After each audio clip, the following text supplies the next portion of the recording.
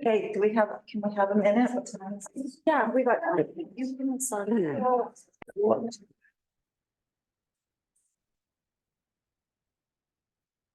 Okay, we're going to call this committee of the whole meeting to order at 1:02 January 24th, 2024. I need approval of the agenda. Please recommendation that the committee of the whole meeting agenda for January 24th, 2024 be approved as circulated. Thank you, Councillor Evans, Councillor Bushell, all in favor. Thank you. Adoption of the minutes, recommendation of the minutes of the committee of the whole meeting held on January 10th, 2024 be adopted. Councillor Rich, Councillor McCabe, all in favor? Carried, thank you. Okay, we're going to get into delegations, BC assessment presentation. We have, they are virtual. So do we have Boris and Tracy on the line right now or on the screen? Boris is here. Tracy will not be joining us today. Okay, thanks, Boris. Welcome, and you have the floor. Well, excellent. Thank you very much. And thank you for inviting me as a representative of BC Assessment to your meeting today. Hopefully what I can do is give you a little snippet as to what BC Assessment does, how we do our job, and the importance of what we do and how we can work together to make assessments even better. Just to give you a bit of background, I've been with BC Assessment for started in 1991, so quite a long time ago. I've had a few breaks in service over the time, but I've also had the opportunity to be a person who's had lots of valuation experience as an appraiser. So I've pretty much all property types from a valuation perspective I've been able to manage. And that the reason I only bring that up is that if you have any questions of me as we move forward here, I'm probably a good source of information. And if I don't know the answer right away, I'm going to get you that information. So if you want, I could control, do you want me to share my screen? And that way I can move the screen back and forth. Is that okay? Sure, that's fine. That might make it easier. Okay. So let's try sharing screen again.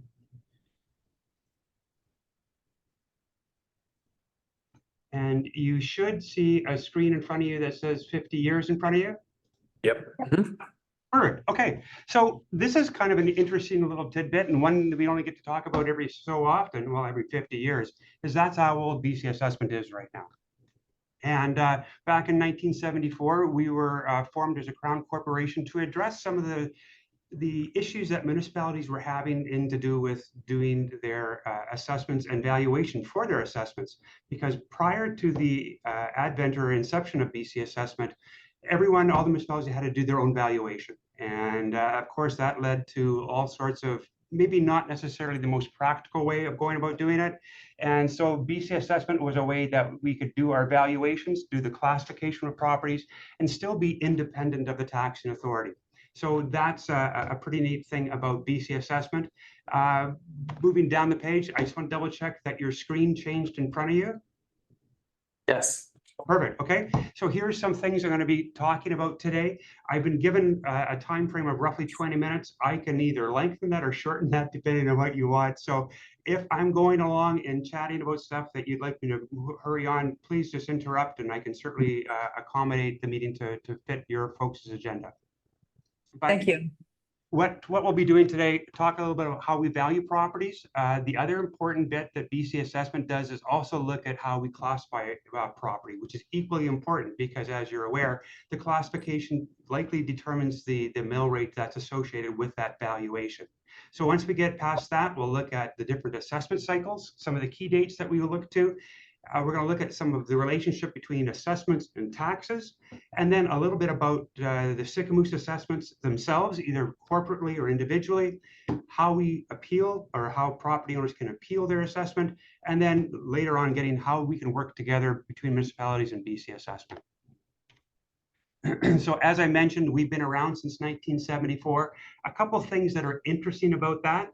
One is that we currently have within BC Assessment the same number of staff that we had when we started back in 1974. So over 50 years, We have not ballooned as an organization. We've remained exactly the same or very, very similar to what we were back in '74. The thing that makes it complex is that each year we go about and add new properties to the roll as the province grows. And sort of put that in perspective, typically the city of Kamloops is added to the provincial assessment roll every year. So you can see some of the complexities and challenges that go along with that. So BC Assessment needs to rely on more and more technology in order to do our job really well. We've got three main customers within the province. We've got the property owners themselves, both residential and non-residential properties. We have our local governments and Indigenous nations that we need to make sure that we partner with and provide good service to. And then we also have the provincial government and of course the Honorable Catherine Conroy, who is the minister. And then we want to make sure that we're doing a good job. And this is why I really like going to these kind of sessions, because hopefully what will happen is that you can see that we're committed to being a good partner to work with. We want to make certain that we're open and transparent in how we provide the information to you and to property owners. We want to make sure that it's fair and accurate. And that's what the whole month of January is about right now, because during the month of January is when property owners get to chat with BC Assessment or ask us to review their assessment through what's known as the Property Assessment Review Panel. We want to be timely. Giving information at the wrong time is absolutely useless. So we want to make sure that we're timely and accessible. And then as we go through, we also want you to be aware that we want to be knowledgeable and respectful of both you and our partners, as well as we want to collaborate and get better at doing our jobs. We have to be innovative at the same time. There's a few main things that BC Assessment does. One, we provide a valuation of a property. We also provide a classification of a property, and those are identified on the assessment notice that we send out. And to put that into perspective, we send out over 2 million assessment notices every year. So that's an awful lot of assessment notices. And if you look at the combined value of those notices, it's just under $3 trillion.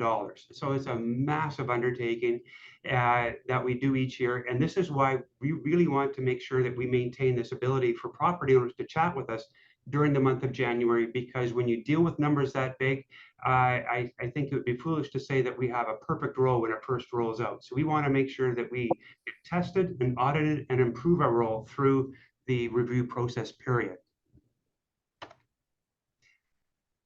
We value properties in the way that markets would typically look at them. So from a residential perspective, what we have a tendency to do is look at what's known as a direct comparison approach for residential properties. So we see what other similar properties have sold, and we use that information to help determine what that property would have sold for if it was for sale on July 1st. Now, we're always looking backwards in time.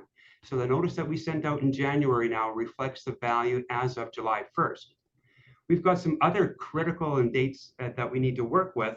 One is the October 31st date, and that's the physical condition date of the property. So if the property was vacant on July 1st, but as of October 31st, it had a completed house. So someone magically was able to complete a house in 90 days. Well, that's what will appear on the assessment notice, is what that value of that completed property would be. So we have that in there. Now, we have more than just residential properties in the assessment roll, but we have commercial properties as well. And we value that the same way that a typical property owner or investor would look at that. We look to what the income could be. And that's not the income generated by the business. It's the income reflective of the rent and what that real estate could actually contribute. So whether it has a particular tenant in it or not, we don't value that. We simply look to what the rent would be. And then, of course, we look at it as an investor and we say, well, what kind of expenses associated with that? And at the end of it, we end up with what's referred to as a net operating income as to what would be generated during the course of that year. We apply an expected rate of return or a capitalization rate to that, and that's what determines the market value for that property. So I feel like I'm in cruise mode here, moving along. Is the pace at which I'm going okay, or do you want me to slow down, speed up? You're okay? I think everybody's okay. Is everyone okay? Yep. Yeah, we're good. Perfect. Okay.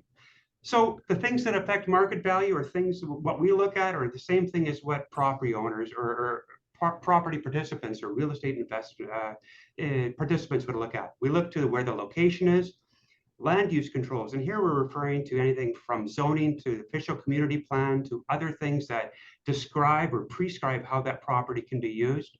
We look at land characteristics, what kind of topography does it have, what kind of views does it afford, things of that nature. We then look to the structures of that property, age, quality, size, all those kind of things. And then from a commercial perspective, we would also take a look at the income that it generated. And that goes back to what I mentioned before about how we value income producing properties. The other thing that we must do is that we want to make sure that we value it based on what's known as the highest and best use. And that's really a foundation from an appraisal and an assessment perspective. We look to see what's physically possible, legally permissible, financially feasible, and finally maximally productive. All four of those things are needed in order to determine what the property could be used to. And to do that, we typically look to what the zoning is and what the official community plan is. So sometimes what we find for a property is that if a property is being used, as an example, residentially, and that property has now been rezoned to allow a commercial use, what we then take a look to and say, okay, what's the value of this house or property as improved with both the residents, with the land and the improvements? And then what would the land be worth by itself from a commercial perspective? And quite often what we find is that once the zoning changes, the land value itself, if used commercially, outstrips that as being used, an improved property as residential. So sometimes we take a look at these things and we apply a value as a vacant, used based on a commercial valuation. We apply a nominal value to the structure, which would reflect some sort of contributory value because there's likely some holding income that could be generated from this house as a rental property. And then that's what would appear on your assessment notice. From there, as I mentioned before, land use has probably the most significant impact on what the value is. We take a look to see what local governments are saying as far as zoning, what the OCP is, if it's being rezoned, what the official community plan or OCP says, how it can be used into the future. We then take a look and see what kind of market demand is out there for this property. So despite the fact that you could build a 60-story tower on a property, if there's zero demand for that kind of property, well, then that wouldn't be the highest and best use, and that should not be something that BC Assessment reflects in their assessment. We have 9 different classifications that we prescribe every property into. And of the 8 of these properties, it's very specific as to how they must be used in order to qualify for that classification. So residential is by far the most common class that we have out there right now. And it's very specific as to what use of the property is. And if it's used in a very specific way, then it qualifies as residential. Now, if a property is being used in one of the ways that are not following one of these 8 classifications, then it defaults to what's known as business and other. And it's the other section that's really a critical thing, is because it doesn't fit into any of the other prescribed uses. And so as a result of that, the Assessment Act says that anything that doesn't fit into the other 8 would fall into class 6. So that's how we get the other section as part of the classifications. Of course, now we're building some complexity into it. We've got evaluation, we've got classification, but of course there can be exemptions, and those exemptions come in a variety of ways. They can either be permissively, either by yourselves as a council as to what you deem the property to be worthy of getting an exemption, or perhaps it can be statutorily exempt, such as the footprint for a church and things like that. So there are different types of exemptions that we need to apply by. Of course, as I mentioned before, we've got some critical dates. January to the end of January now is when we have property owners give us a call to discuss their assessment. And if they feel that after discussing it with one of our appraisers that they would like it pursued further, well, then we go to what's referred to the Property Assessment Review Panel. And that occurs typically between February and the end of March. After we finish that process, we get into the next set and part of the role, and that's where we take a look at all the things that have changed throughout the course of this year. We also have what's known as the Property Assessment Appeal Board, which is commonly referred to as PAB. And that's where if someone is dissatisfied with the decision of the Property Assessment Review Panel, they can appeal their property assessment to the Property Assessment Appeal Board, and then that's a whole new thing as well. Of course, the deadlines that we have here of July 1st is still our valuation date. That hasn't changed. Then we still have the October 31st, which is our physical condition date. Now, there's another date that we need to look at, and that's what we have to reflect what's at the Land Titles Office as of the end of November, so November 30th.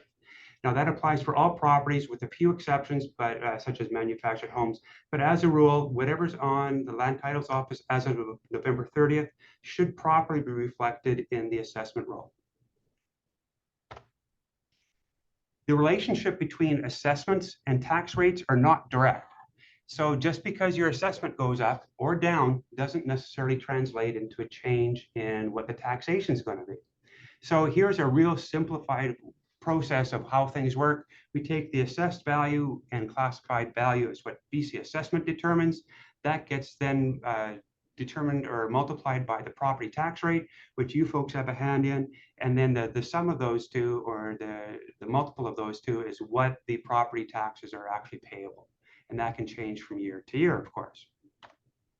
Now, because your assessment goes up, as an example, you can see the slide here, it goes up 30%, does not mean that your taxes are going to go up 30%. It's more about comparative analysis to similar properties or within the same classification of properties in your neighborhood.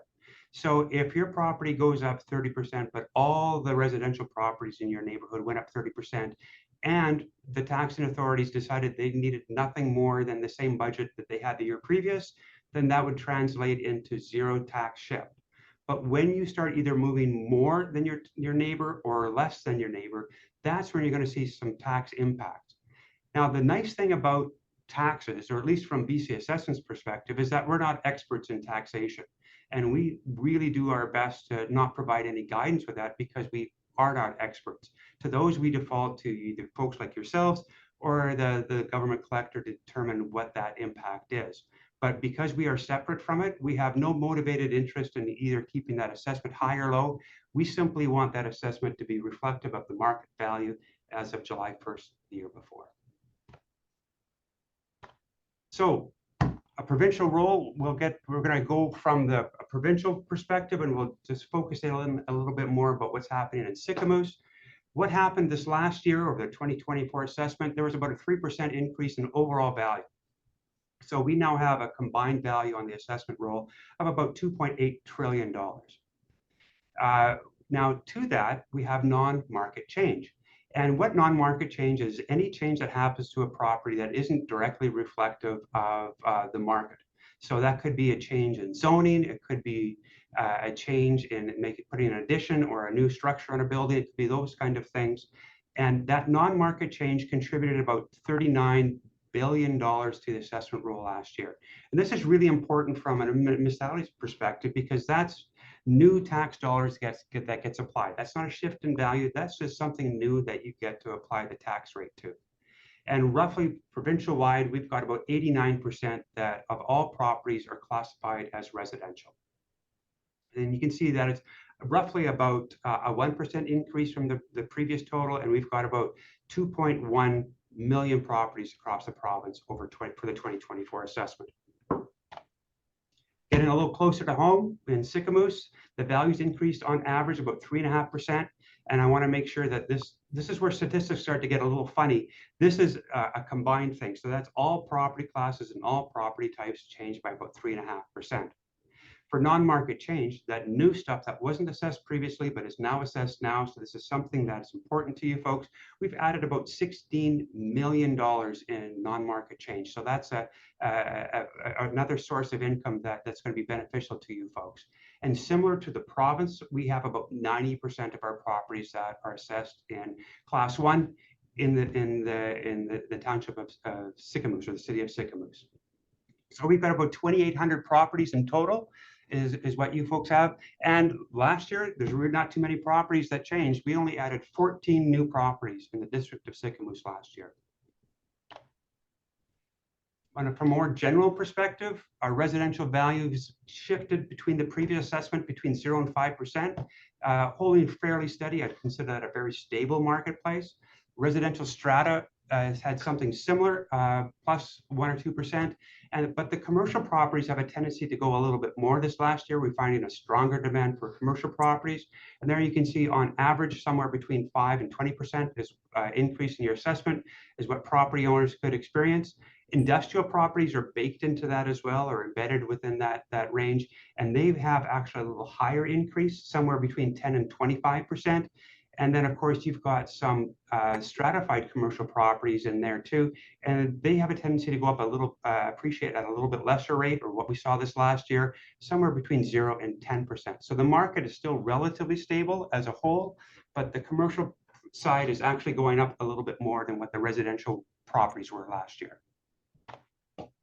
Here's an example, or the numbers for the district of Sicamous last year.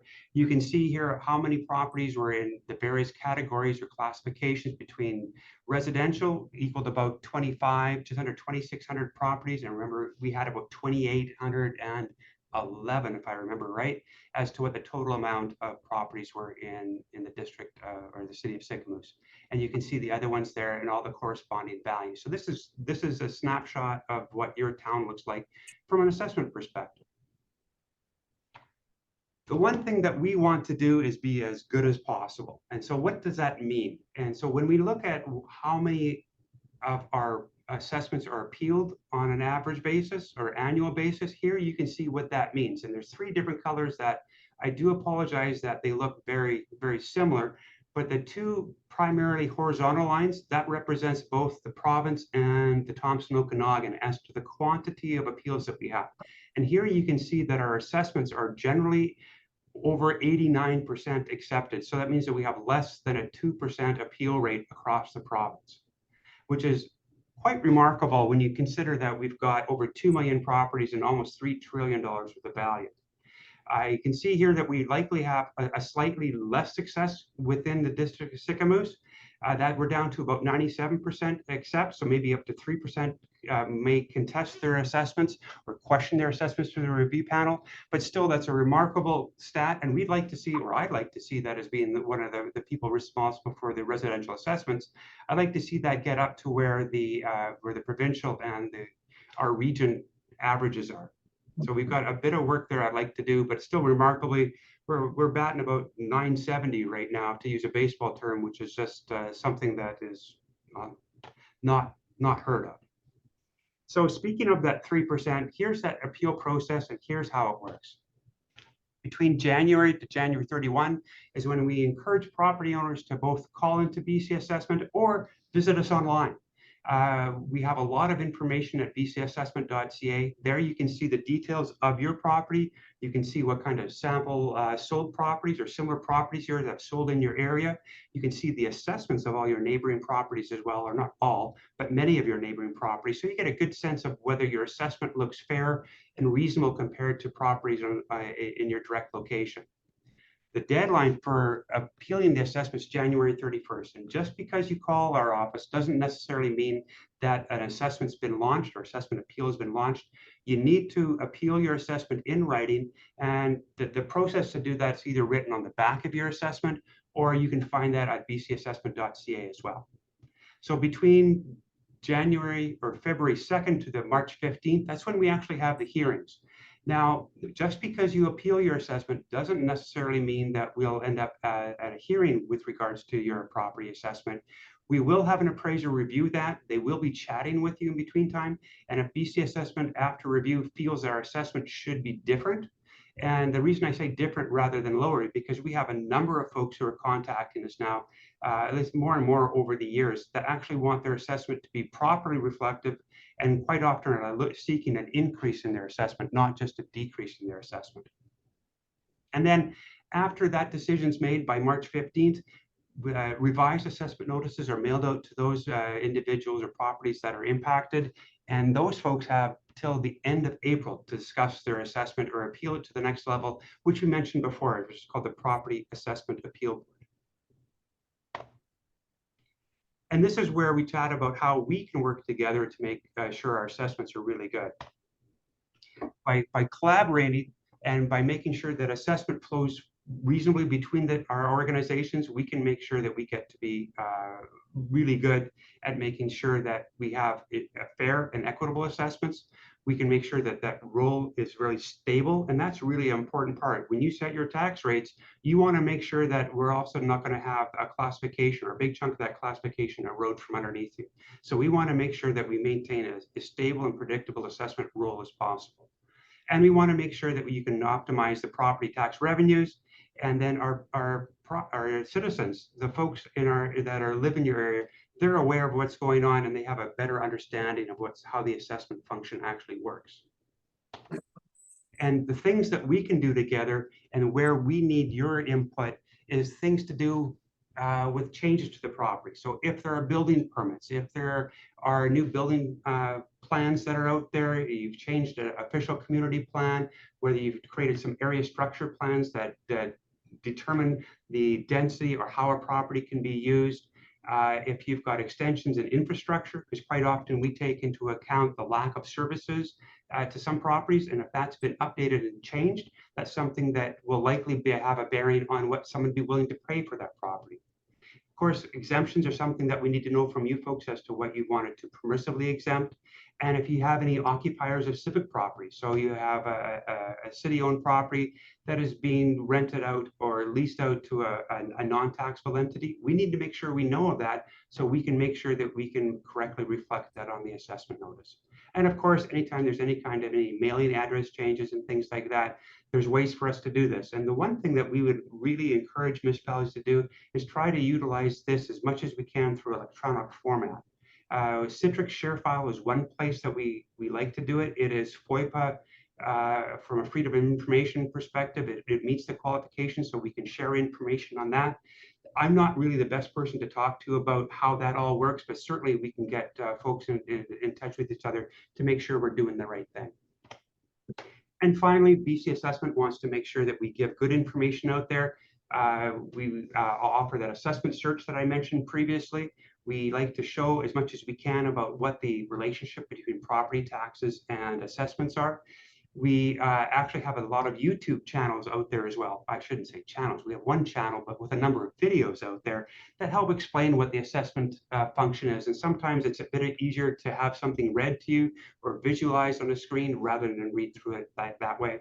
We also try to provide as much information as far as maps, how things have changed in areas as well. And then we also ask various services for various government and Indigenous governments. So that pretty much brings us to a whole full circle as what BC Assessment does. And now I'd open it to you folks, and I'd be glad to answer any questions that you have. Boris, thank you very much for all of that information. It's a lot. Did it feel like I took a breath in between, or was I moving along? I don't know why you're still in your chair. You should be on the floor. Oh, I get. So Boris, I'm just going to open this up to questions for you, Council. Do you have any questions? No, no questions. Wow, Boris, you did a brilliant job. I'm just going to open this up to the floor as well. If Jason or Tyson or John, anyone's got any questions from the floor, because I think Boris will be leaving us. Cool. No. Everyone's good? Okay. Oh my goodness. Well, thanks so much. I hope I didn't bore you. And if there's a way for me to make this more meaningful to you in the future, I'd love to do this again. But any feedback would be very much appreciated. Awesome. Thank you very much for being here today. Thank you. Thanks. Take care. You're just waving? Yes. Okay. I'm All right. Okay. I'm not trying to lurk in the background. I'm really trying to leave. Okay, moving forward, Sycamoose Communities in Bloom. Deb, do you want to give us an update, please? Sure, you bet. Is this on? Yeah. Yeah, so obviously it wasn't that long since I gave you guys an update. It was back in November. And the priorities for that I discussed at that time about activating the spaces that we've already constructed with Communities of Bloom and developed has not changed. But at that time, I may have misled you guys slightly because I said we would not have the judges coming in this year. And I've been going back and forth a bit with Daryl and with Communities of Bloom Provincial. And I think it would benefit us to have them come in, but for the same reasons I mentioned back in November, I'm not prepared to do a full evaluation because that's a lot of work and it also involves doing a lot of preparation around categories that, although important, are not necessarily a priority for us. And so they have something called a modified evaluation where you only have 3 criteria, and as a district, we choose which ones we want to be evaluated on. And it based on our priorities in terms of the categories and in terms, we can also introduce an element of themes and things we want them to consider. So Daryl and I have been going back and forth a bit, and the 3 categories that we're thinking of is heritage, because of the tremendous work done by the Heritage Committee. And so getting updated evaluation on that.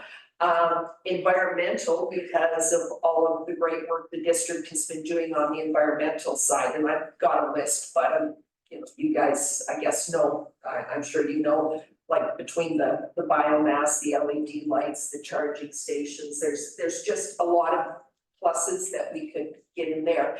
And then just because I think what they really bring to the table, the floral, so the floral displays and arrangements, and have that as the 3rd one. So because I had said something different last time, I wanted to touch base with you guys, explain the rationale and get your feedback if that was appropriate. The other thing to keep in mind that because it's a modified evaluation, the judges would only be in town for 1 day rather than 2 full days, and the expectations for staff and myself would be less for that reason. Otherwise, I'm just trying to think of this thing there. Oh, so the other thing to consider is because it's a reduced evaluation, we would not get the Bloom rating. So it wouldn't sustain our by Bloom rating. But what it would do is, I think we've still got an opportunity for some good recognition and press about some of the other things we're doing. We would still be eligible for, and we've got them before, like the 1 year we won the landscape criteria award, and so we'd still be eligible for those sorts of things, but we wouldn't get a Bloom rating out of this. So I personally think the judges' feedback can be very useful in terms of just giving us good feedback, what we're doing right, what we're doing wrong. I think measuring progress is always a really good idea, and they measure progress, right? So anyway, I just wanted to give you guys a heads up about that and answer any questions you have. And I don't know if you've got any other comments, questions, concerns. Thanks, Deb.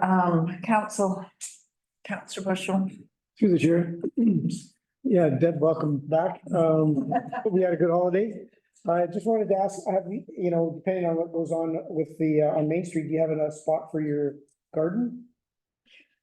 Somebody else was just asking me about that, and I don't know if Daryl's got any thoughts, because that really, like we did what we could to help with that, but that really was a district initiative.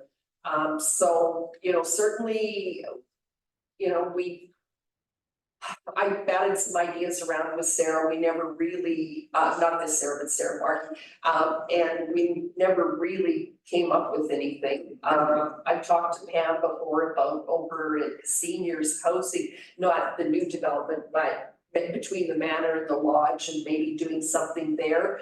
But we got busy with other stuff and never really pursued it. So, there is definitely land over there that is underutilized that, could be a possibility. Yeah, no, I was just curious and, No, it's a good question, and it's one that, you know, like I say, I was just asked outside about it too, and I'm kind of like, okay. Yeah, no, just something to think about. Yeah, and I think, I like your recommendation about just, not doing the full 5, bloom thing. And do the 1 day thing it takes a lot of pressure off you. And keep up the good work. no, and the other thing is, you know, in terms of our partnerships, and I'm really trying to work those in terms of making this more of a larger group effort. Not just, you know,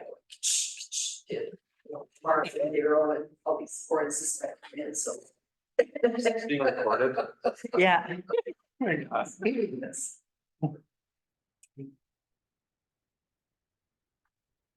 they want to ask. Okay, all right, thanks. Anyone else? Counselor McKay?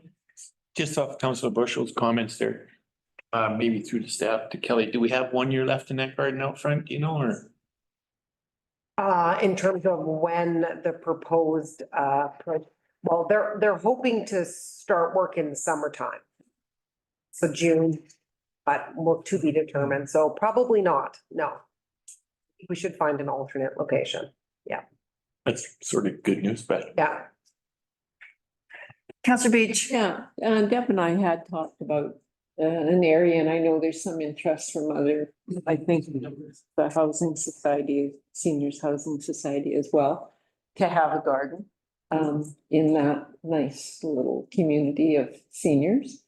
So I think that's something that. It's nice and centrally located. Unfortunately, I guess the part that I've never been able to get my head around is, you know, what sort of permission we need from the Seniors Housing Society if we're actually making it open to the community.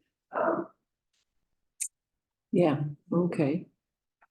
Anyone else?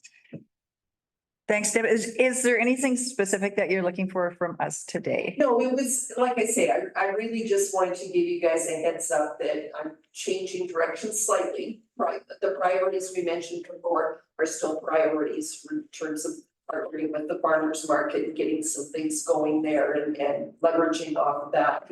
But it really, you know, like the judges coming in, even for a modified reduced evaluation, it's still, it's going to take some staff time. I will always do everything I can to minimize that. But I did bounce it off Daryl before I came to you guys, just so that he didn't jump up and start throwing tables around.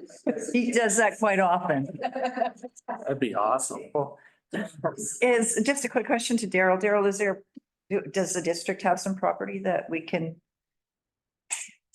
We can talk about options. There might be some I spots. think there's some space out there somewhere, so. Okay, all right, great. Thanks, Deb. And I'm quite happy to help with that once you guys do pick up spots. So it's nice.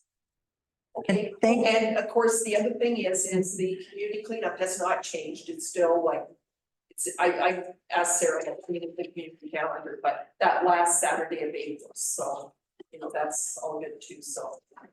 I'm sure Counselor Bushell will be reminding all of us from now till then. Thank you guys. Thank you. Okay, Shuswap North Okanagan Rail Trail construction update. Daryl and Gabe. Welcome, Gabe. You guys have the Sure, yeah, I'll finish it off. We do have Gabe here, Gabe Nava. He's construction manager for Splats and looking after the project for the rail trail. We had a meeting here, January 11th. And I just kind of wanted to walk through, it was a technical meeting with some of the players. Oh, I didn't do that. Well timed. So we had Nord, CSRD and Splats in here.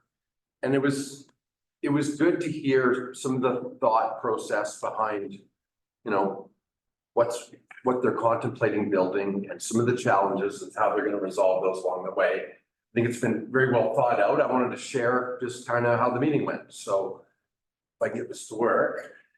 The image is stretched. I apologize in advance. We know about the 0.5, so there's a sensitive area from the bridge to 0.5 area.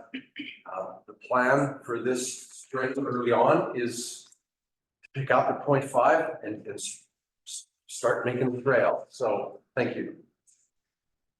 So 3.5 kilometers of trails proposed. There's funding in place right now. The design's done.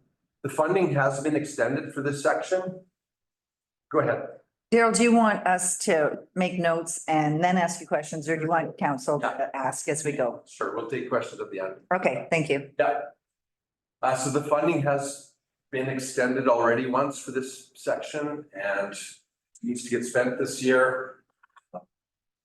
The permit is in place for the artwork, and I think that runs the entire length of the trail. And that's all in place till 2025. So they're proposing to start in April this year, and it's from the 0.5 where I showed you on the map, heading towards Enderby. So some of the key points, there are sections, there's 2 sections within that first 3.5 kilometers that are low, need to be raised. They're long sections, so it's not just like 2 little spots, it's 2 lengths of area that probably makes up the majority of that 3.5 kilometers. So more than half of that is gonna need to be raised. Typically, we're talking about getting it, well, 349.9 is where we're going. Typically, we're gonna be adding about a foot of material is what it sounds like. So that'll be a little extra work, but that's what it'll look like. 349 does not guarantee that trail will never be wet. It guarantees that the trail won't be wet every year, if you know what I mean. So I think we're pretty safe with it, but there will be years where it does see some water. So for our section, there's a number of docks. I don't have the number right on top of my head. It's in the teens. And the transitions for the trail, because of the level changing, some of those transitions will take a little bit of work. There's some things that have been designed at Riverside Docks where it's a hinge system that works. So that's all been kind of planned and thought about.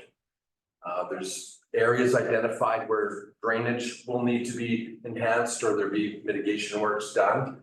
The surface will be finished with 3-inch minus, and it's a road base with lots of fines. So it'll be a nice smooth finish, compacted. It's kind of a unique mix. I call it a trail mix.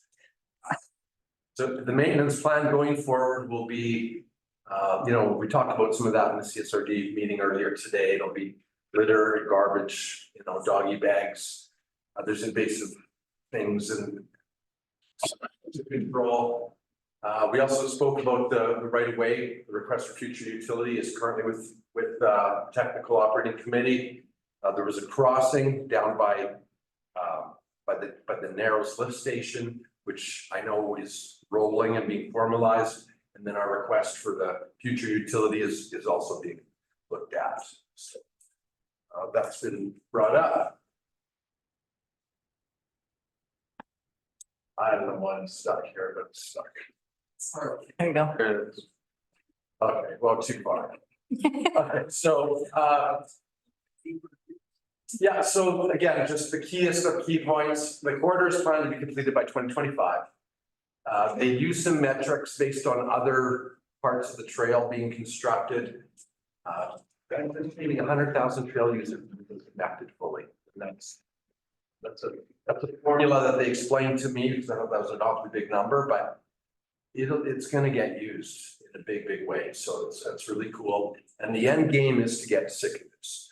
So we're looking at this section. We know 0.5 is kind of off the table at the moment until that gets resolved. We haven't built the pedestrian bridges yet. There's some questions. There's some questions about where people would park. Where do we get on the trail? Where do we get off the trail? There's going to be a few challenges along the way, but we're looking for interim solutions, maybe more permanent solutions as we go. But that is the end goal, is to get people into Sycamores. So that's where we're going. Formal change of zoning is required to proceed. That's probably the biggest takeaway from the meeting I was at. And yeah, the next steps will be a public hearing scheduled for February 14th. Valentine's Day. Okay.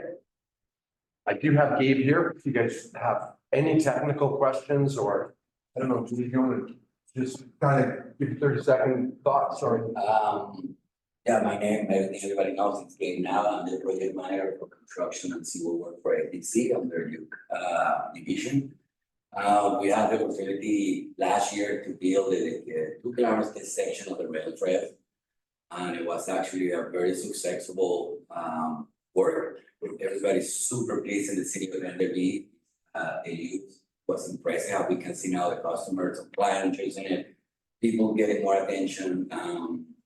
So yeah, we're super excited to get this area constructed and going. Our plan is to continue building the rail trail until we get it all complete. We're in the phases now of starting in this section, but we planning to continue building it all summer long. If we get the granted in April 1st to start the C campus area, we will be out of here by May, or at least the section that we have. It should take us roughly 2 months, depending on the weather. Again, we have a really good plan in how we're gonna tackle it.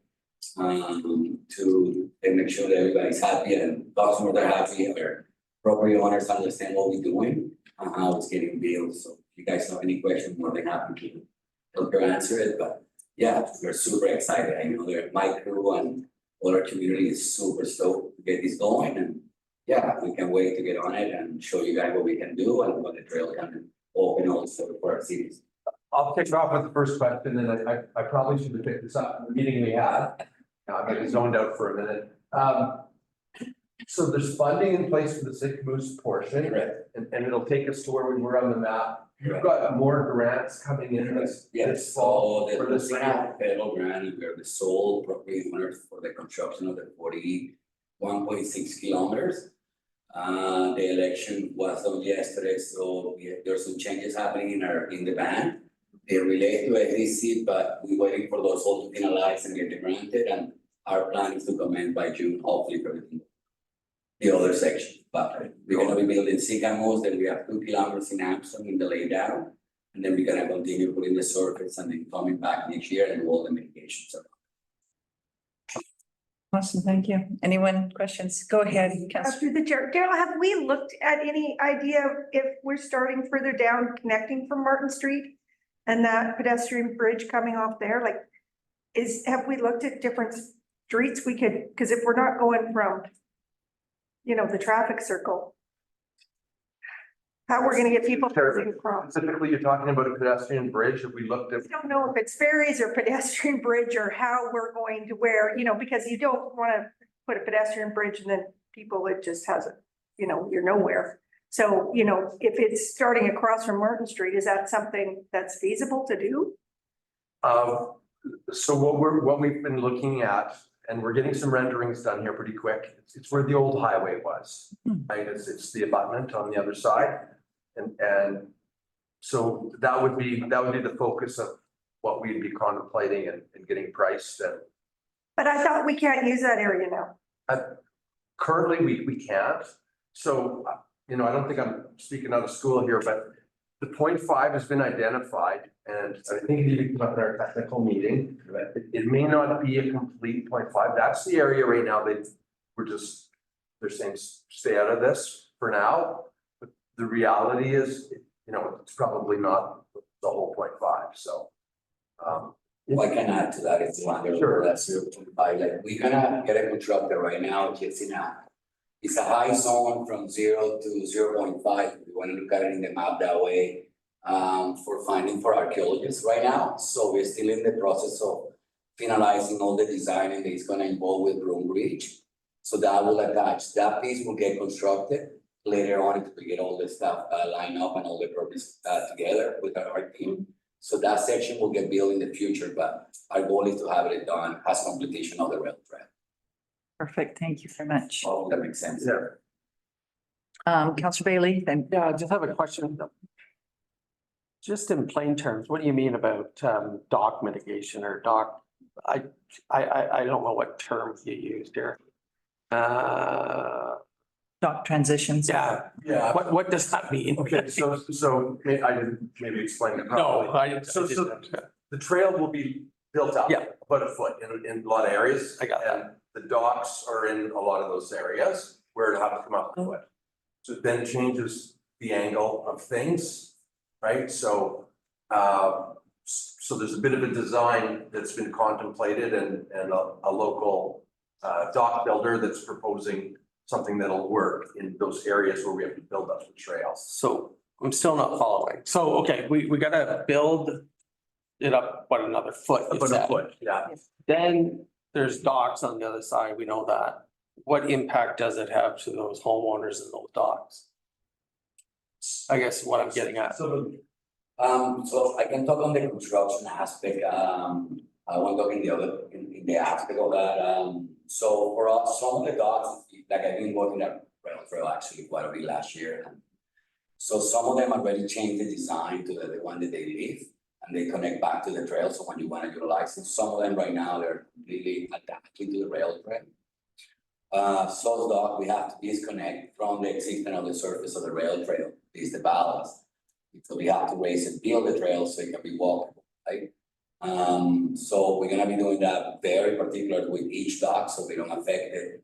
But every owner, I believe, will have to readapt to the new system so they can be listed and connected to the trail. I think 3 are done already, right? There's few of them that are already done that way. Yeah. They're completely separated from the trail. They're listed when they're being used and they're down when they're used. Yeah, so this will be a requirement for those dock owners to go ahead and change their docks to match that. That will be a question more for the ironic group of the, but I don't wanna compromise into that one, but I believe everybody will have to adapt to the construction after it's completed. So, and Gabe, there's 17 of those, Roughly, yes, correct. roughly 17. Sorry, Councillor McCabe, go ahead. Yeah, thanks. You mentioned you're gonna be a 3-inch minus on the road base.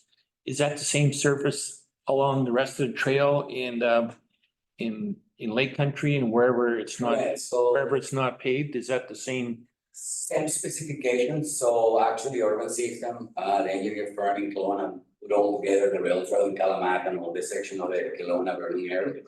Is the same material that we utilize in the 3-inch mine, and we just mix it with the ballast system that is in the rail trail to build our base. When the base is built, then we lay it down with what we call the trail mix. It's a raw base, similar to a shouldering material you guys see in the highway, but a lot of more high fines. So the compaction is very, very hard, like it compacts like concrete radically. And so you can use it for pedestrian biking, everything, and it will work without loosening it up or finding all the fines being loose, so like it does when it. We put it together right now, it's over snow, but I invite you guys to try the 2 kilometers that we put together. It's almost 2.5 that we did an enderby, and that will give you a full visual in how it will look in the sand as well. The soil will look identical. I wish I knew and I would show you guys some videos that we took from last year construction, but more than happy to share anything you would like to see how it will be the final product. Go ahead, Councillor Bushel. Yeah, through the chair, great job down in Inderby. It looks really good. And, did you say that's 2.5 or 2? The width of the, No, the length, but kilometers. How long was the test section down there? we had the same similarity we got here. It's a section 150 meters that we were not allowed to construct yet because they're still looking into the art. So it was 2 kilometers of the tech section officially put in, yeah, but we did a little bit more. Good. And price came in pretty reasonable, like what was it per meter or how did you? So for that one, it went actually out for BC bid. So everybody went out into bid into the program, right? So we were the successful, you in the division, we were the successful candidates for the construction of the right. So yeah, we have it really well. We were granted immediately from the CSRD to do the construction of itself. Yeah, good. Thank you, Gabe. This is very exciting for our community because it is, an economic driver and a lot of tourism that'll be coming to our town. I guess maybe Darrell or Gabe, the utility, the future utility. Do we know when we'll know about that? Like, is that, I know that they're talking about it. Is it? Yeah, I don't have a date, no. We brought it up at the meeting and like I'm feeling pretty good about it. I don't think there's any great opposition to it. One of the challenges when you go to get a right of way, you know, whatever that is, whether it's for hydro or water, usually they're identified, right? So if you're gonna take, you know, somebody's piece of land and we're gonna have a right of way through it, you're usually at a point where you're identifying what exactly is going in there. It's a water right of way, it's a sewer right of way. This is for future consideration.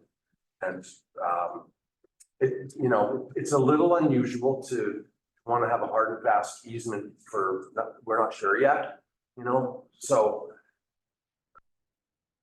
I guess from my standpoint, I would be comfortable with something, maybe an MOU or something suggesting that they would be open or they'd work with us on that. Because to actually go get it right away, I'm not even sure we could without an actual reason to have a right away. So anyway, we're exploring that. I'm waiting for their feedback from that committee, and then it'll come up to the CAO level. Thank you. Councillor Bailey, go ahead. Yeah, I just wanted to pick up on something you said. My biggest concern with the project right now is that it doesn't have connectivity to Sycamoose.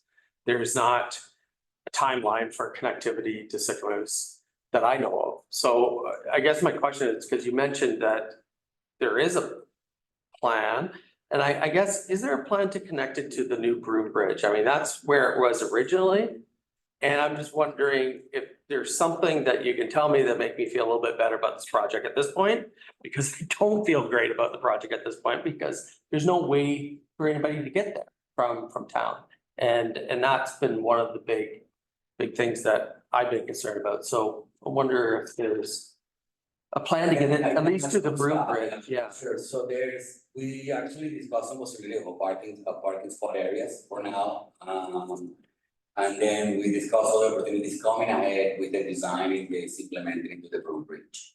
But yeah, the finality is to connect it, and if we have to get something temporary, it's in discussion actually to make something that people can actually walk or bike in transition from this, I forgot the name of the street. Right, yeah. Yeah, and then get it right into the rail trail, so that's been discussed too as well. The finale will be to connect into the Broom Bridge Road. Yes, to the bridge, yes. So pedestrians can use the bridge to get access right now into it. How so it is right now set up. I got to work on the highway for 17 years. How that bridge is set today is not feasible to get anybody walking through there. It's really a hassle, right? But the finale is when it gets constructed, part of the design it needs to be connected into the rail trail. Facilitate customers or clients to get into the rail trail. Or visitors. Perfect. No, that sounds great. Thank you. Follow up. Yep, go ahead. So I guess when they're redesigned, and I know the partners are talking about how to mitigate some of the impact of the Broom Bridge and the sensitive areas there. But as part of that, is there, and I might be putting you on a spot for asking a question you don't know, to get a trail that would go from the bridge, connect in, that wouldn't disturb the sensitive areas from. So the sensitive area that they are there, they're getting discussed right now in the designing and how it's gonna get protected, right? Right. That's kind of what I can share to that. But yeah, it's a finale to connect. We don't have possibility right now from 0.5 to connect immediately to the rail trail. That section, those 500 meters actually is gonna get built. Same like what we have in NDB, that we have 150 meters that we have to left for that moment. And until it gets all collected, and then we come with a plan. The A is in place already, the permits are in place to get it constructed. We just have to find it all together, and then we allow to come in and build the trail, following the mitigations that we give them from our. But it's happening, yeah, that 500 meter, I thought was not gonna happen actually the last time, it's actually a goal to finalize, to get to zero, the start point. And just further to that, like we have been talking to MOTI quite frequently as it relates to the Broom Bridge, and the connectivity to the pedestrian bridge is always, they're very aware of it, and they know that it needs to be connected, and that's part of what they're working with. CSRD supports it, MOTI supports it, and we'll find a way to navigate through there, we just don't have an answer yet. And the Broom Bridge, I mean, even if it started at 0.0, yeah, there would be better parking, but it still wouldn't be connected until the Broom Bridge is done, right? Oh, yeah, well, obviously, yes. But we have the same concern, right? Like we always study that and say, okay, how are we gonna get trail? Because you have to go to private property, more in the section of what we're talking right now. In the end of the, you have a parking lot, it's coming into the city now, so people can access the rail trail immediately. Our finality is to achieve the same goal in this end, because we call it 0.0, like it's the start of the rail for us. So that's our goal. We wanted it to be connected. So back up to the pedestrian bridge which the CSRD is in favor of and Spotsylvania is in favor of as well. So that would still come off the Main Street landing, I think. Daryl, correct me if I'm wrong. That would still come off the Main Street landing and head to across the channel closer to at 0.5 or even closer to the bridge. So for right now, though, you guys are looking at parking over there, some spaces that folks can park, but there could also be another opportunity here in Sycamoose where you do have some property and someone is doing a shuttle. So you're shuttling some bikes and folks over to the head of the rail trail, and someone's got a little business opportunity here, or you are shuttling bikes across the channel and we're still parking them here in town, so find some space, or folks that want to make some money on parking, which, you know. So there's two opportunities there because we're not going to get a ped bridge really quick. So, but there still is opportunity for tourism and this being an economic driver for us until all of that gets figured out. So I think we need to keep our eye on the ball and keep moving forward and offering different options to get folks over there. So I just wanted to point that out. Councillor Rich. Through the chair. So you're saying by May, we should have something in? We should have something we can work on, like we have in Enderby? So exciting. By May, we would have something we can walk on and it's like in Enderby? It will be all walkable, it will be all utilized, yeah, you can do everything. The vegetation plan is actually coming on place too, that we're working on that really hard to complete. And we actually work in the section, it's super cute when you guys see the final product, what it will end up with the benches. Even the designing is to make sure that we don't block the views of the property owners. Everything's been studied very, very well. And yeah, I'm extremely happy to be part of that construction team. Yeah, it will be walkable, useful for the public.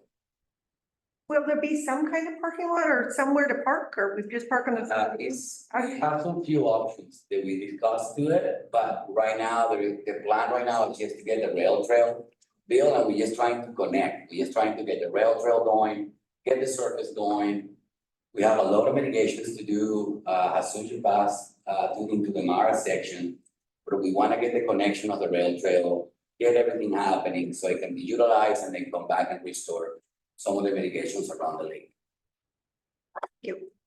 Councillor Bush, you're good? So maybe that's something that we could have Carly look at, or Jamie, or just, just some opportunities and some parking and things like that.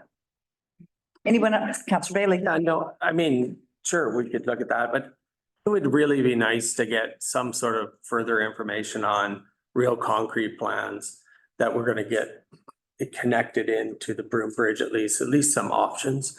I mean, I think for me, if there's multiple years where you go by and there's no parking lot and there's just a shuttle over there, then that concerns me, because I know what kind of happens. It's things get pushed, and then next thing you know, it's going multiple years where we don't have connectivity. It'd be nice to get something a little bit more concrete prior to this, because it's kind of like the urgency is now. So if we don't seize on it now, I'm worried that it just gets kicked down the road, and then this is a harder problem to solve later on. So I don't know. It sounds like there's some plans. It'd be nice to have it flushed out a little bit more, even if it got connected somehow into the Broom Bridge. And even if you had to walk your bike down, or there's a way to get your bike down and it's too steep. But if there's some sort of connectivity where we can get people actually over there, And that's something we can work on, and I think that'd be for the best at this point, but. Or get some further information and what I could do. Thanks. Yeah, I think Gabe mentioned that they're working on connecting the trail to the bridge, but right now there is some sensitive area that you do have to Yeah, and then- focus on, and then you're gonna look at connecting the two. Correct. Okay, thanks, Councilor. Yeah, no, I'm of the opinion, let's build it. Let's rezone it, maybe allow some, for future, utility corridor in there, as an easement or right away, but let's build it. The trail is where the trail is. Where we connect it is not gonna change. We can figure that out. I say, let's rezone it and build it. The rest will come. Ministry of Transportation has always had plans to connect, because they have a pathway on the bridge. And that pathway on the bridge is to connect everybody from the west side of the channel to our town center. So they've always had plans to connect that pathway off the end of the west end of the bridge to the rail trail, wherever the rail trail might be, even if it's an interim connection until we get the final connection. So I'm not too worried about parking, or I think people will access it from town across the bridge with the pathway on the bridge. I'd say let's rezone it and build it. Councilor Beach? Through the chair, yeah, I'm just wondering, thinking that, you know, there are a lot of sensitive trails that are built through the Trail Alliance and through our force and everything, and how they deal with that. It's wooden trails laid on top, and I don't know if that would be something that could be the beginning, would maybe not be a dugout and built up dirt area, but something that sits on top of a sensitive area, and in that way maybe would be acceptable. I don't know, just thinking about how you could actually start that pretty easily with in that first section, but yeah, I don't know whether that's something that would fly or not. Sorry, I didn't understand exactly what. So, yeah, so when you go on the trails. Yes. Around, there's always these sensitive areas where they just lay down wooden paths, like, Oh, I see what you mean. yeah, so instead of the trail being packed dirt, you build a path and you can put it over a sensitive area. And I guess that's what. You mean for the archaeology aspect and things like that? Yes, I know, like the ballast, so the train used to go through there, so we're building on existing ballast, right? So we are not actually, we actually know going outside the rail trail, except if we have to move it. We have to dig a location and we move it, yes, only for the transition for pedestrians to cross the road. But the idea here is to keep it on top of the ballast, right? So ballast is an important material, so we know that comes from Vancouver, whatever we can figure it out where that rock came from. There are sensitive areas that are connected to the rail trail. Yeah. This is the area that we try to preserve and mark it and identify it, but it takes a process, right? Like, so we're finalities to get this going, because we have until 2020 the permit open for archaeologists to get the rail trail moving, so. But we think about all that, but we're working on top of the balance. Okay, thank you. Councilor Bushel and then Councilor Evans. Yeah, through the chair, just, Ian, for your comfort there, on BC bid, they do have, it shows the bike path and shows the access off the cyclist path on the Boom Bridge down to Small Machine Road. And it does show a picture of a cyclist path down there. So I do agree, we should be sitting down with highways and saying, now we're getting, they're awarding it in May. We should be having some kind of answer. If you're building it in May and they're awarding it in May, we should be able to connect the two sooner or later. So that's one thing. And then the other thing about the docks and the drawbridge for the boat or dock access for all the owners, they're all aware of it, of the drawbridge. Maybe not so much the 1 foot raise, but it's all doable. And I know they're all in support of the rail trail. The section that we're raising, it's just some sections that are low. We cannot maintain a consistent, the section will elevate, and it's not much different than they will see on the docks, right? Well, yeah, everybody will have to readjust. Yeah. But it will be a nice product, other property as well too. Councilor Evans. Just a question, what's start date for your construction? So you guys allow me. You are ready to go. Get her done. So our plan is to be here in March. We have a different winter happening, so we know we have last year. Our plan is to be here by March. If we don't get the grant to build this section, we're gonna be building from 3.6 heading south. But we started to build in March. Thank you. So, we have a public hearing on February the 14th, which, I think this is one of our strategic priorities. Like council has actually sat down and made this one of their strategic priorities. So it is really important. I think we feel for our community that we get this project moving and get connected as soon as possible.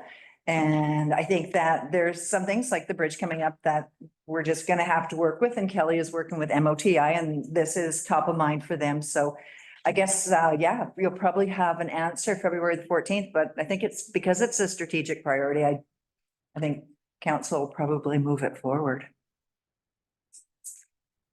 Anyone else? All right. Thank you so much. Yeah. Nice seeing you again.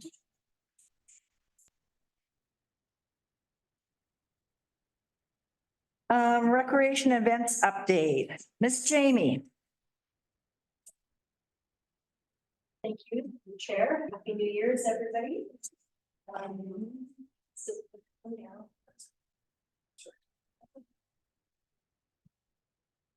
Just here to present our quarterly recreation and events update for everybody. And I'm just gotta say, I'm very excited to see the rail trail coming. I've been working on this for quite some time back when I was at the visitor center, so I am very excited to see that we're actually on the stretch. So my mind's already going about how we can use this for recreation purposes as well. So, all right, so this is our recreation report for January 24th, 2024. Just need to point out that is the lovely Sarah sit out on the front page. So all the pictures that you see here are all from our local programs. So we'll start off with our after school program. So currently right now, our after school program is actually sitting at 93%. We have 80 spaces that we offer throughout the week, 16 spaces per day. And of those 80 spaces, 75 of them are full. We have 3 open spaces on Monday and 2 open spaces on Friday, with the rest of the week completely full at 16 capacity. Our instructors are making use of our public skate times. So every Monday, our kids go to our rink and we go public skating. It's very nice having Danielle, who was actually, figure skating instructor. So she's been doing wonders with these kids, taking the kids who've never learned how to skate before, and just night and day from when they started going to the now every single one of these kids can actually get up on the ice and skate and maybe some of it or even learn a few tricks, which is pretty cool. Then on Tuesdays, they're taking part in all of the programs that are being put on at the library through Angie. So each week they're doing scavenger hunts, they're doing reading, they get to build Lego, and so they're taking they're helping the library numbers as well by having all those kids in there, which helps keep the library doors going. And then Monday, Wednesdays, and Fridays, we have access to Parkview Elementary School. So as of 3 o'clock, and even earlier when it was super cold, Jared, the new principal over there, is amazing. He allowed us to go inside. So as you can see in the picture there on the left, that is our little Andy and Ryder and Landon and Asia and Danielle's little physical literacy skills sessions. And so each week we're doing different activities and using all the play swap equipment that we had donated to us. And on the right, it's just one of the days that they were out skating. Moving on to the next slide, our drop-in programs. These programs are continuing to grow. As you can see, all of those photos are actually from our last session. So you'll see that our pickleball is at capacity. You'll see that our pound class was doing quite well. Unfortunately, Mara had to step away for the winter season due to a medical issue, but she will be back in the spring. And the bottom photo is our drop-in basketball. And what I'm really excited to see about that, those youth that are between the ages of 12 and 15 that I struggled so hard to get involved in programs. So they are actually starting to come out. Our pickleball is grown so much that we've actually added a second day. So we're actually running pickleball right now on Wednesdays and Thursdays. And in the spring, once we lose the drop in basketball, we will actually change that to Tuesdays and Thursdays, because the pickleball folks are quite happy to have 2 days, but they've asked for it not to be on back-to-back days, so they have a day to recover. So I will make that change for them.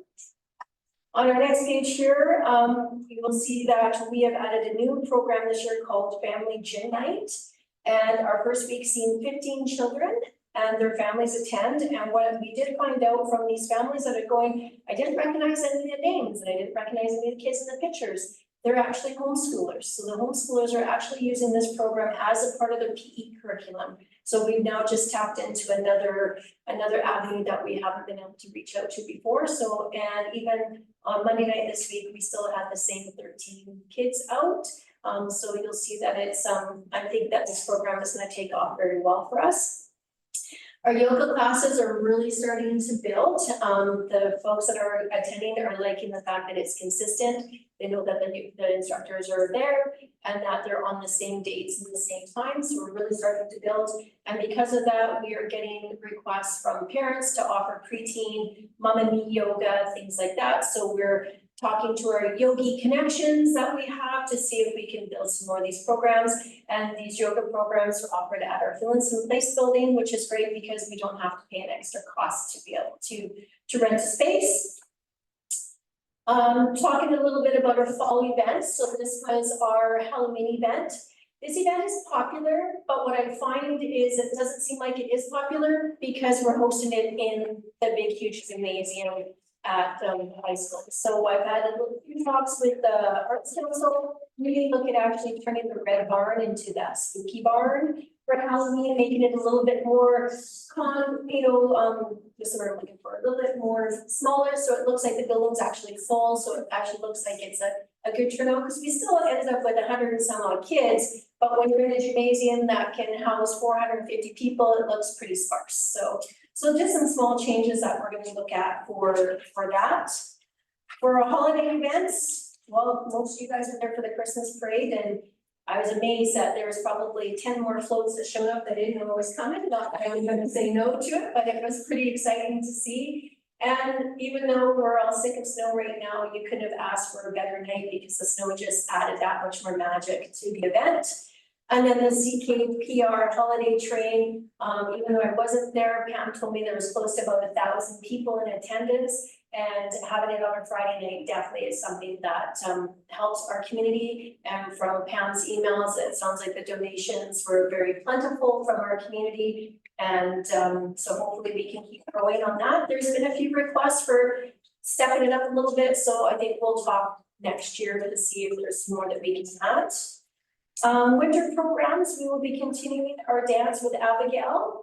Jim having 19 little ones out dancing last fall. So we're hoping to do that again in the spring, and then hopefully in the fall again, we'll be able to pick that up and find some things. It's a little bit of a transition running a program on a Saturday, but we are finding it is working. We've been requested again to do our PAL course, always popular, that always fills up. We sell out. We use council chambers. It's a great program that makes us a little bit of money, which offsets some of the costs of the other programs. So it's kind of helps that way. We did have a female self-defense class. Unfortunately, we did have to cancel out instructors when we bring instructors from out of town. We need to make sure that we're setting a minimum for it to make it worthwhile. Fortunately, they needed 10, we only got 5. So we're gonna try this program again in the fall when roads aren't bad. That's a lot of the things that I get from people is they don't like to travel because they're never quite sure what the road's gonna be like. And I can understand that because I don't like driving in the back of the roads. So, seems how the daycare is not quite ready to make the transition yet. We will be running our spring break camp. We'll also be running it at 8 spots opposed to the 16, because what we find is during these winter camps and spring break camps, the desire and the need for the program isn't as much as what it is for the after school, because lots of parents will make allowances, they'll go away, visit grandma and grandpa, or they'll take trips or things like that. So talking about our upcoming events that we have, We have our family day. We were successful working with the rec center, and the CSRD is going to be a co-sponsor for the CSRD meeting. Is going to provide some hot chocolate, coffee, and popcorn.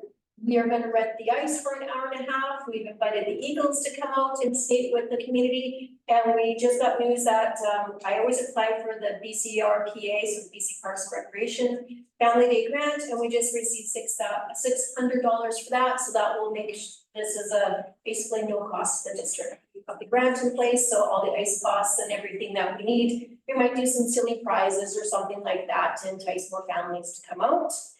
In March, we've got our Easter egg hunt coming up, so I will be asking for those to come out and help us hide some eggs. It's earlier this year, so it's gonna be a little different. It's been a while since we've had it in March, but I think even using the big field, it just makes it that much easier because I'm always concerned about snow. Deb, I have our community cleanup on there for you. So we'll make sure that we get the word out for that. That will also be moving out in our spring rec guide, so it will be well captured by our community so people know that that's in place.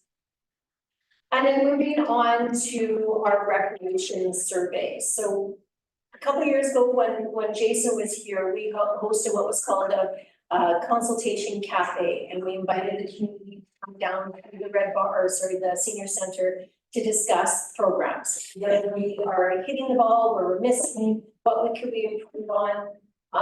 From that consultation cafe that we did, we were able to actually hit 85% of the marks of the things that the people in the community were asking for. That's where the request for the drop-in programs, being able to pay for a full session, being able to do vice versa, like being able to do a drop-in or that sort of thing. They were looking for more adult programs, they were looking for dates and times, that sort of thing. So we were able to hit some marks, so we thought, you know what, it's time that we do this again. That's been 2 years, let's see where we're at now. So we did the survey, we got 59 participants that participated. There's 1,245 homes in Sycamore, and 40% of those are not eligible for the homeowner grant, which brings us down to 747 homes that were able to participate. So altogether with the 59 people that we got, we had about 7% of our population that answered our survey. Typical online survey, they like to hit between 8 to 10%, so we're a little low. I'm gonna chalk it up to maybe doing it in December is not the best time. People are too crazy for Christmas. So maybe next year we'll look at doing this in November, October, when it's a little bit more fresh in people's mind and they're not focusing on the other projects. 66% of the people that answered, which is really great, is they get their information from our recreation guide. We found that 58% of people who answered our survey are happy with their drop-in program, and they have no issues that they pay a little bit more to have the drop-in option opposed to having to pay for the session fee where they can't 100% guarantee that they're going to make it all the time. We did questions asking about like how many days a week you'd like to see adult programs, what length of time, what days of the week and what time. So as you can see on the slide on the right-hand side, the adult programs are looking for 1 to 2 days or 1 to 3 days a week, which explains pickleball wanting, an extra day. They like the hour time frame. People are willing to commit for an hour, not much longer than that. They're open to weekends, which we predominantly haven't done a lot of weekend time just due to staffing issues. And for most of the adult programs, they like the hours between 5 to 8. And then the ones that answered that were in the 55 to 45 range, they said 8 to 12. So that was some of our senior answers that we got from folks there. And then for the kids programs, 3 to 5 days a week, but they're looking at various different programs. So they're open to like one day being like a learn to play softball, one day being a dance program. So they're looking at 3 to 5 days a week. They like the 1 hour, they like the including the weekends, the 5 to 8 being pretty late because a lot of the kids are young that we're looking at doing. And then what we're finding is the ones that have the little ones like programs between, they'd like to see programs between noon and 5. So those are things like where you can do like a motoring lunch, you can do what's called how to play, those type of things. But keep it in mind that even when talking with parents, we try to do a learn to skate program, and at 9:30 on a Wednesday morning doesn't work because most of our parents work. So we need to be thinking outside of the box, seeing what we can come up with weekend times, because they are willing to do programs on weekends. So So just a little bit of things, most adult programs, if they're instructor led, they're open to 6 to 8 weeks committing and then re-signing up for the next session. Same thing goes for the kids programs as well, because what we're trying to do with their programs is it's recreational. We're not doing just for kicks dance. We're not doing momentum gymnastics where they're, you know, they're striving for competitions. We're just strictly doing the recreation piece of things. So on the next page here, you'll see the type of activities that you would like to see in Sycamore. So the top one is the recreation activities. And what we posted in here was hiking, kayaking, paddle boarding. So these are the things that you can do on the water, off the water. Last week I sat in on the Shishwap Trail Alliance meeting, and there's a really cool project, but most of you probably aware of what's called the Legacy Project. That's working with the First Nation bands around this area. There's a lady in at the Adams Lake Band that would like to put together a program where it's a hiking guided hikes, where they take you to the legacy projects that they're working on. So I'm going to reach out to her, then have a conversation with Phil McIntyre Paul to see if there's some funding that we can pull. Because most people would like to do these guided hikes, but they're not necessarily willing to pay for them. So if we can pull some funding where we pay for that guide to take them out, and then they just meet on such and such days, it might be the solution for the answer, you know, for the question that we're looking for.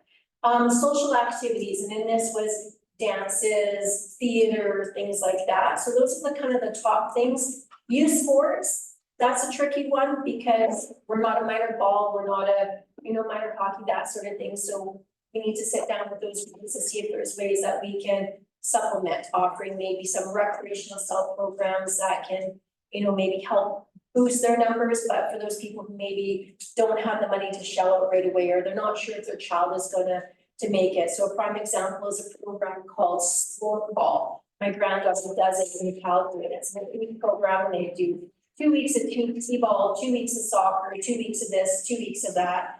And then we can either do outdoors or indoors. So I reached out to the Sport Ball group in Kelowna to see if there's a way that we can bring some instructors here, or if there's a way that we can franchise off of them with our instructors that we have to get the training to be able to run that in-house within the district of Sycamore.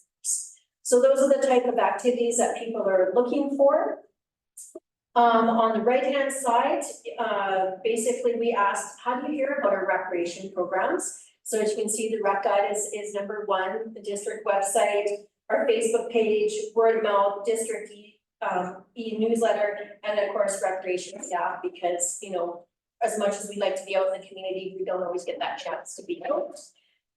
Then we said, how can we improve on our communication? So there's comments about radio stations, flyers around town, bring a friend pass, which I thought was a kind of a great thing. Maybe on the last night of a program, you know, bring a friend or two for free for them to try out to maybe build the numbers. And then Facebook reminders, which Sarah and I already worked on. So all of our community drop-in events actually have an event tagged to them on Facebook. So it comes up in people's Facebook feeds every week. So they're aware of what is going on within the community.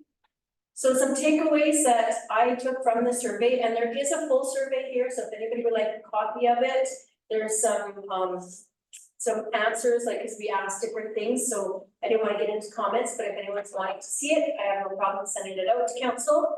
So what we're hearing is parents are wanting more things for toddlers. They're happy with like the Strong Start. They're happy with things like the Mother Goose programs, but they're looking for things for toddlers to be active. So they're looking for some gym time or some programs where they're actually doing some physical literacy skills. People like the flyers that we post around town. We got away with that, but they're saying, and the point that came up is not everybody's on social media. Not everybody has a computer. So if we maybe hit some strategic places in town to put some flyers up, that may help, you know, boost up our numbers a bit. Another great one came out was a weekly and monthly calendar that we printed off. And Sarah and I have talked about this. So we're looking at putting that together or once a month, just kind of like the early childhood education. It's just a like calendar, and it just plumps all of the activities and events that are going on that month that someone can just print off, grab or whatever, and then they stick it on their fridge and they're aware of what's going on, because the rec guide is great, but it's big, it's cumbersome, and it's not something that they can always have. But if you can have that reminder on the fridge, you're never going to forget that it's there, because everyone goes to the fridge for snacks. Like I said, look at bringing the bring a friend program, and I just had to mention it because it did come up lots. There are lots of people in the community who would like to see some sort of pool. So I just wanted to go on record to say that there is, you know, a request for some sort of pool. And I think Karen's option or what she's looking at, I think would be the best of both worlds. So as I said, our survey run from December 1st to December 31st. And our goal from moving forward would be to conduct this survey yearly to make sure that we're hitting the needs and wants of our community and to see where we can better our services. Any questions? Jamie, thank you so much. As per usual, you're doing a great job keeping the community connected and everyone busy. Counselor Beach. Through the chair. Jamie, yeah, it's awesome, all of the stuff that you've pulled together for this community. We're very lucky. I just want to point out one thing, because you might get challenged on it. And that is the 1,000 attendance to the holiday train. I don't think it was quite 1,000. It was definitely 500 plus, but yeah, I just want to point that out. Yeah, fair enough, like I Yeah, said. we made over $1,000 in donations though, which was. There, so I just kind of bringing it up as a few people and that was. Yeah, I know. I just want to point it out because I think somebody might challenge on that one, so, okay. I just want to go on record saying that Sycamus is not building a pool right now.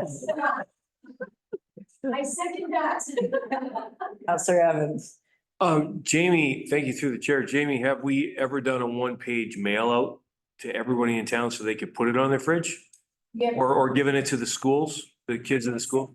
It's up to the school, but it may be something that, because we do have that connection with the schools, that's something that Sarah and I are discussing between the recreation and the comms.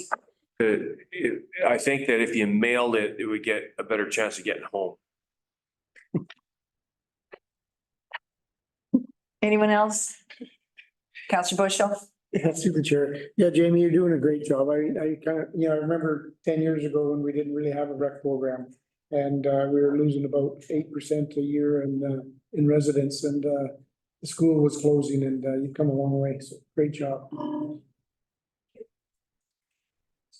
All right, we're good. Thank you so much, Jamie. Keep up the good work. Okay, Sycamus Community Health Center update. Karen, take it away. Thank you. Good afternoon.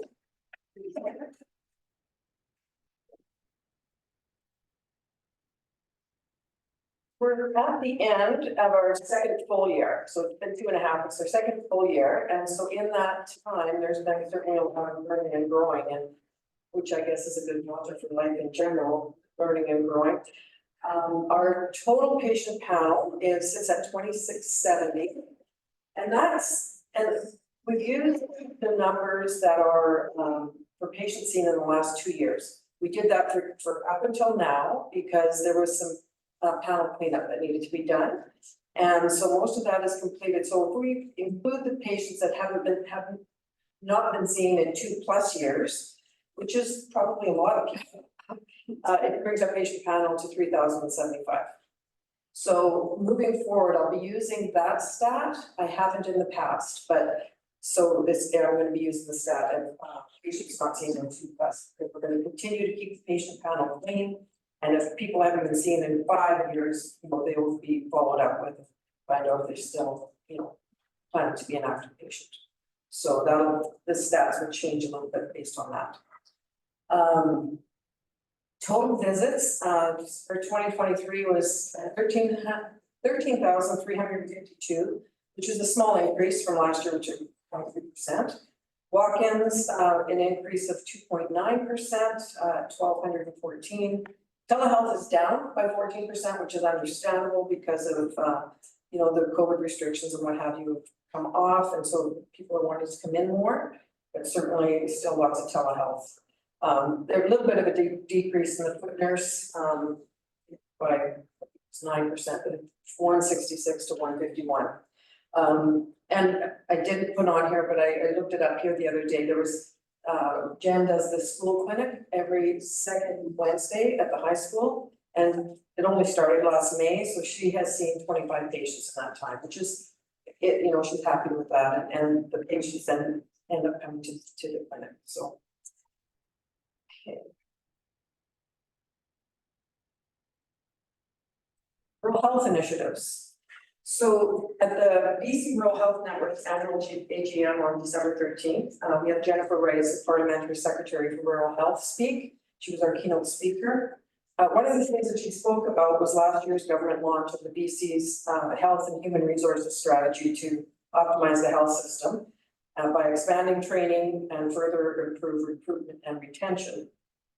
One of the 70 key actions to retrain, recruit, and train healthcare workers was the tripling of the PRA program, which is the Practice Ready Assessment Program. And that went from 32 seats to 96 seats. This program is the pathway for internationally educated family doctors to be licensed to practice in BC. And of the 70 actions, 39 are complete or underway. So, and it's through that program that we're extremely pleased to announce that as a result of the program, Sick Mills Community Health Center will be welcoming Dr. Abekabowie, he goes by Lucky, Katingo, to the practice in September of 2024. Dr. Katingo will assume Dr. Alam's patient panel, and once settled, will be taking on new patients. He will also be offering obstetric care to the community, which is absolutely. We had a site visit last week with him. Tracy Kirkman, who was the executive director of the Snow Division of Divisions of Family Practice, was his great host. And she introduced him to colleagues. She took him to a seminar in Vernon and just showed him the area. He did a tour of the clinic, met everybody there, came here to the municipal hall, and then we had lunch and a tour of the community. So he'll be here in April. And he'll be April to June in Salmon Arm doing his assessment, and so he's moving his family there in the summer. And so he'll start in September and have some really positive potential locums coming in to fill in that time. And so Dr. Alam is still seeing patients. We thank him for his 2.5 years of service. He has moved to Langley, and he changed his contract for January, February to 0.5 FTE. So he's in clinic a couple of days next week. He was here a couple of days this week, and he will spend probably half time in person here in February, and will continue to do patient visits, virtual patient visits. So just wanted to take a moment and thank him for his service. So the rural continuing medical education funding is extremely generous. It's through the Rural Coordination Center. It's BC. It sits under the Joint Standing Committee, and they provide us with funds, and the program aims to improve the capacity of local healthcare systems to address the needs of rural communities. So through this program, we received our handheld ultrasounds, point of care ultrasounds, so it's along with an iPad and a stand and cart. It's actually quite amazing, and got it all set up on Monday, and we have our first in-service training on Friday. So, and they have the Clarius is the company that who we purchased it through, and they have like ongoing video training and that kind of thing. It's really comprehensive. The practitioners are super excited. And also have an AED training and equipment coordinator for February.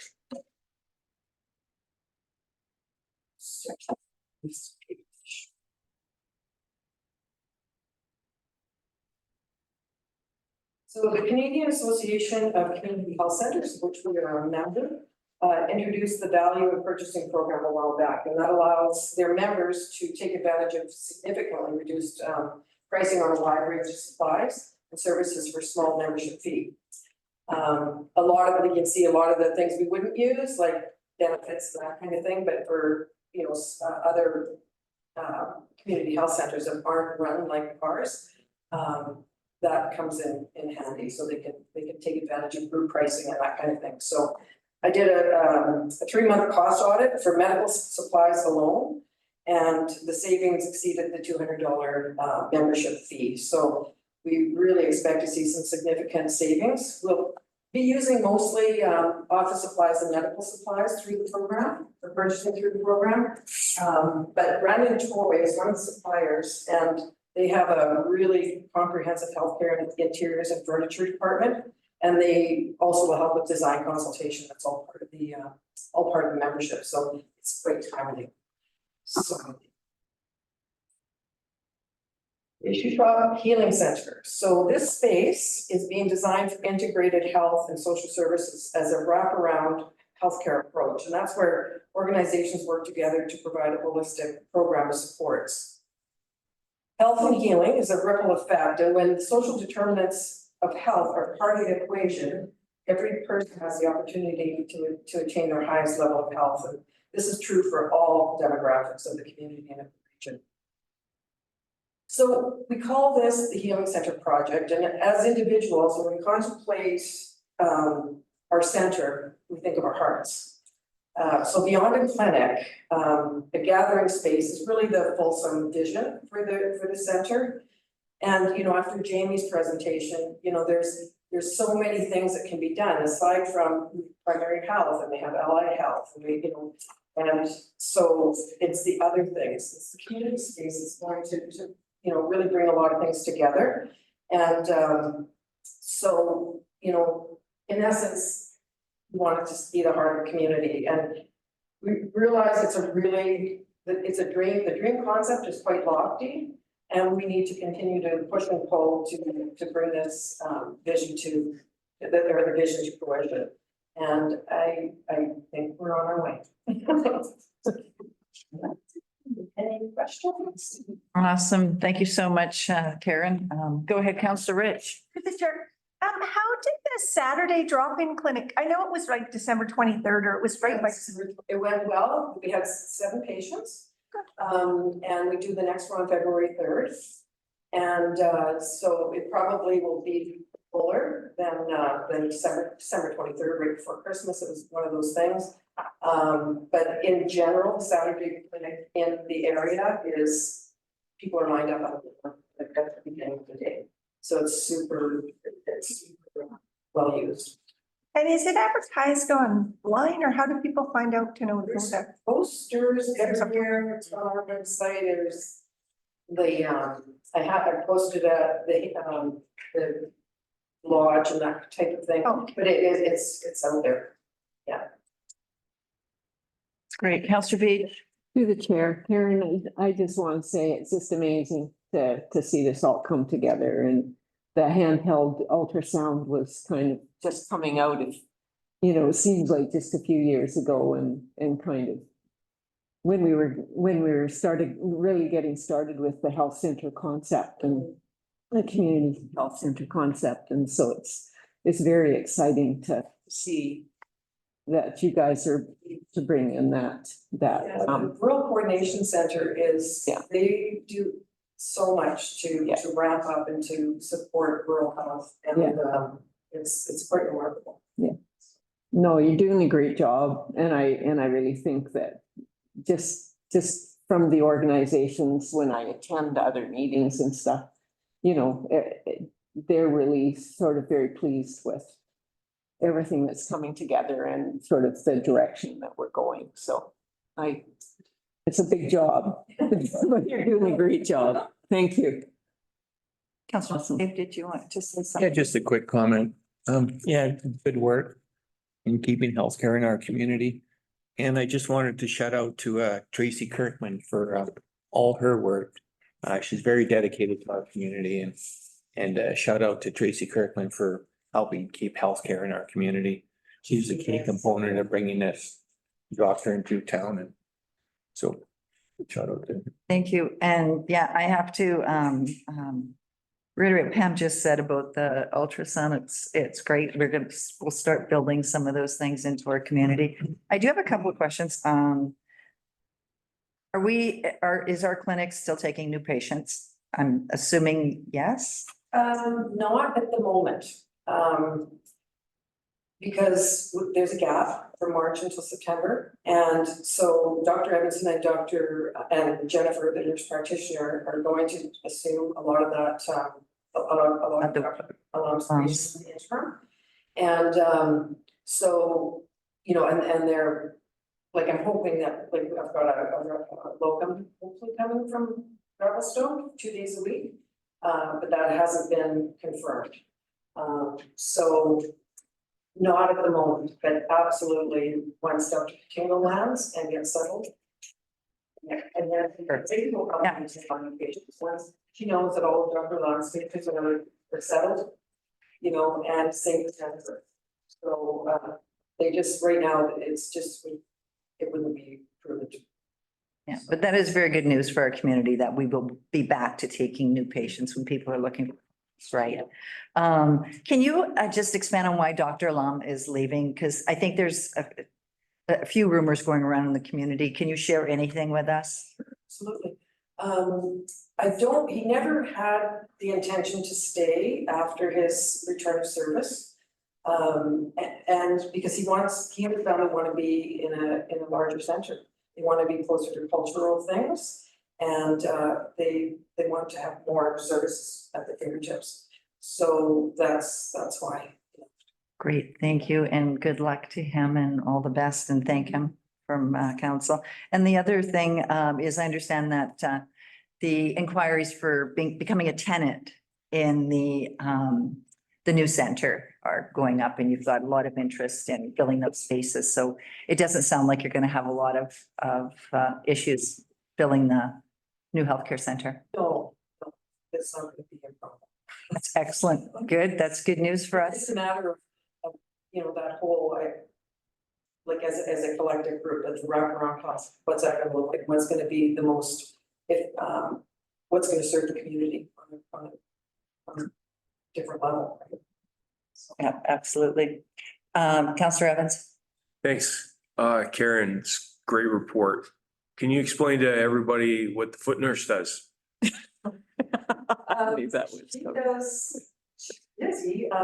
She does like sort of medical work on feet, like she does not pedicures, not like feet pedicure, but like people with diabetes and that kind of thing on foot issues. So she deals with a lot of that.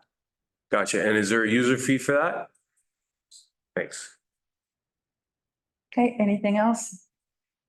Councillor McCabe. Just a quick one. I'm always impressed that you can just phone and get an appointment the next day. Like, that doesn't happen anywhere else in BC, let alone Canada. It's pretty impressive for our community. We leave spots in the schedule every day for urgent day of. And so they fill up, and Dr. Edmondson is amazing. You know, she sees the majority of those patients. Awesome. Thank you so much, Karen. Thanks for the presentation. That was great. Keep up the good work. Okay, we are moving over to Development Services update. And Tyson Eastland, our new building official, has got some slides. Are we just hiring Eastlands now? Because Karen Eastland just left the room. So is that a prerequisite to work in Sycamoose now? No. Okay, just checking. Hi, Tyson, go ahead. So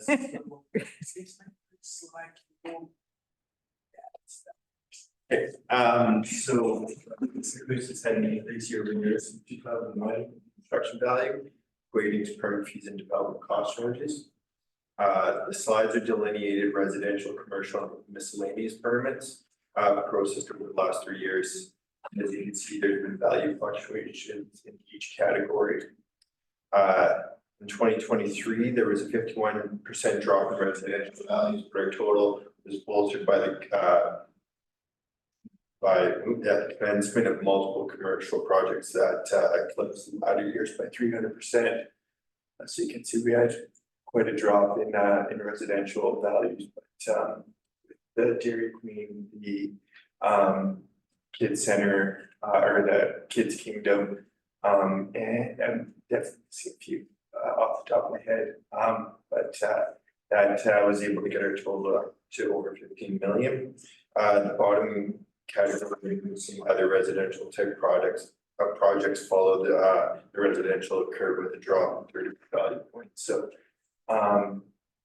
yeah, so that was but we still saw 15 million this year. And we'll need one after that. Perfect.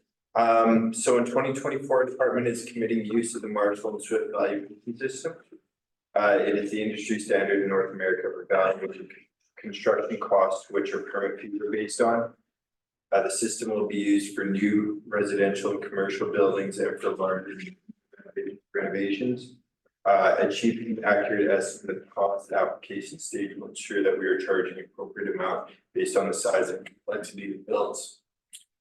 Along with this application, we're continuing our effort to educate the public about the permitting process. We've worked alongside communications to publish bulletins pertaining to when a building permit is needed, how to apply, and when inspections take place.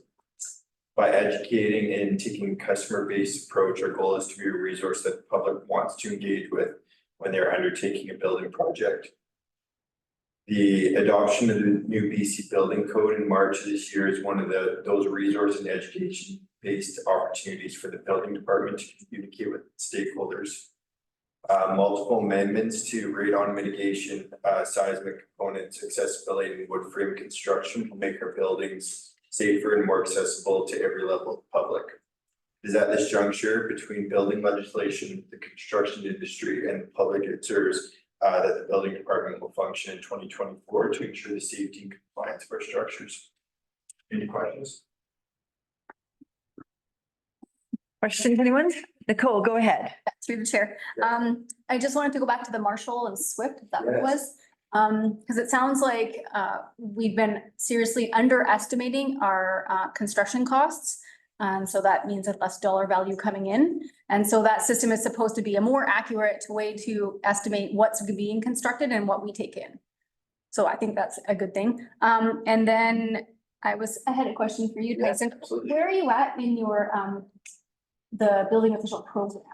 Oh, Talk a little bit about that. level one exam here right away. The course is done as well. Level one here by the end of the month. Excellent, congratulations. Good. Go ahead, Nicole. Are you done? Anyone else? Go ahead, Councillor Bushel. Chair Tyson, I like the Excel spreadsheet you had there. We didn't get that one in our the first one you had. Oh, yeah, no. I didn't get it. Get that one. Would we be able to get a copy of that? Did you? That'd be great. Thank you. Good job. Excellent. Thank you. I can email it to You you. did it. Anyone else have any questions? No, you're good to go. Hey, we're gonna move on to bylaw John. Just came up. No, it's very accurate. Hi, John. Mayor Council. Just a brief summary of activities for 2023. Which bylaw issued a total of 550 tickets. Out of those, 533 were of course traffic.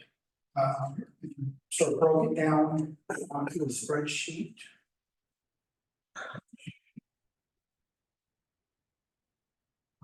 With a couple of details on what's sort of the status of those tickets.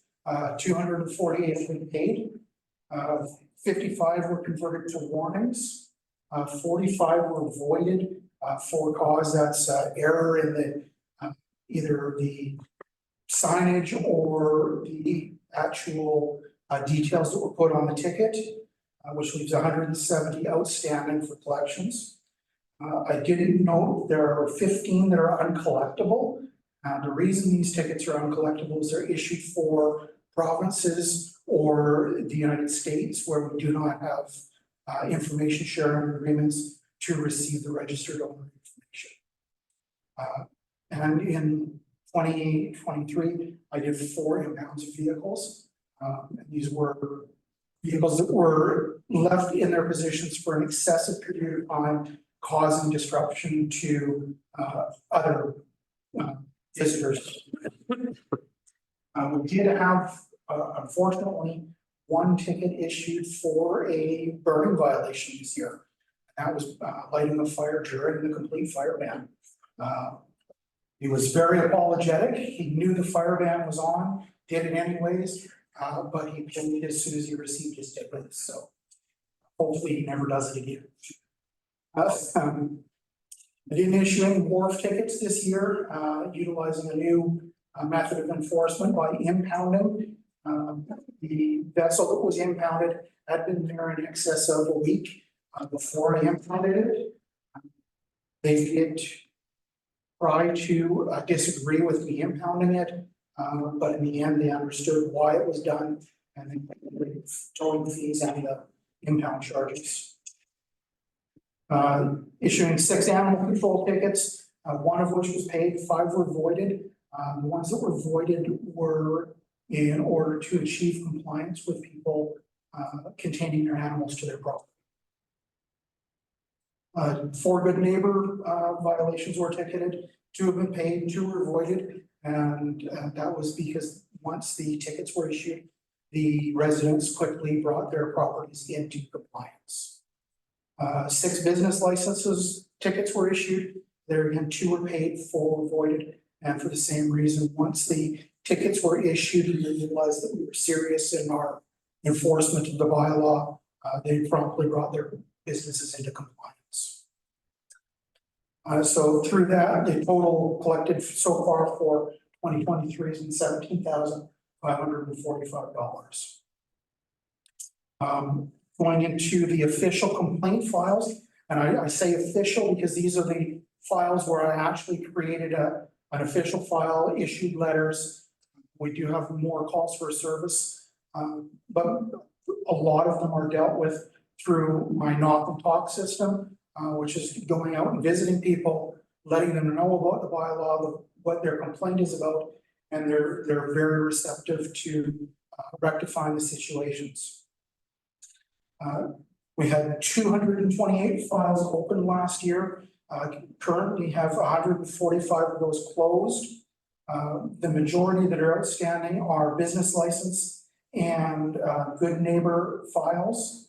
And those are for unsightly or for short-term rental issues. But just going through the breakdown, the majority of the issues last year were in animal control for loose animals and short-term rentals. The major increase in the unsightly was for 1 property development that has multiple titles or multiple addresses. Unfortunately, even though they're all owned by 1 person, each address has to have a separate file. Excellent. Thank you, John. Council, go ahead, Councillor Rich. Through the chair. Thanks, John, for being out there. Animal control with 28 animals. We do pay the SPCA. What do you do when you, like I know people call me when they find a loose dog or a dead port. No, and continue to do. I'm not complaining. I don't want anybody squished on the highway. Does the SPCA come into town and get animals ever, or they're just dealing with cruelty right now? Chair, the SPCA does not come into Sycamore, nor do they collect animals in our area. Okay, pay them taxes. Interesting. Okay, thank you. Councillor Bushel.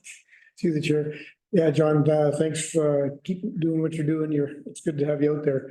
I mentioned a couple of trucking issues, and one of them I forgot to tell you about was on Highway 97. Just they park along the highway as you come towards Capel Street, and you cannot, you know, when you're trying to come out or come onto the highway from Capel, you cannot see past that truck, and there's gonna be a devastating accident there. There's 1 truck that parks there all the time, maybe just a little knock and talk kind of thing, and just give them some warning. Through the chair, whenever I see a violation, I do give them a ticket. I say that I have spoken to that driver several times. Tickets and continues to pay. Okay, thanks. Yes. George. No doubt, no doubt. Anyone else? Okay, thank you, John. Council. Okay, development cost charges bylaw review 2023-2024. So there's a recommendation that the Committee of the Whole direct staff to draft the new development cost charge bylaw based on the rates and projects identified in the 2024 development cost charge update prepared by Urban Systems as presented this 24th day of January 2024. Could I get a mover? Counselor Evans, Counselor Rich, Kelly and Daryl. You have the floor. Okay, thank you through the chair. Today we are just seeking council's. We've done some work leading up to this point, working with urban systems. It's, been a big, long effort to get our infrastructure master plan to a point where we could identify projects, or we could get them in front of council. Last year we did that. We've prepared a table of rates that we've shared and we've taken it to the public. And then later in November, we brought that back to council. We're at a point now where we're here today and we're asking for direction that the committee direct staff to draft this new bylaw, get it rolling. We have a couple of tables that we had some discussion on. I know there was the rate table itself, and then a little bit of information surrounding industrial versus commercial. I think had some help from finance in pulling some things together, and hoping we can have a little bit of a fruitful discussion and get some direction and get this rolling. So we get this bylaw done and get our DCCs in place. So maybe we start with the table. I was just going to.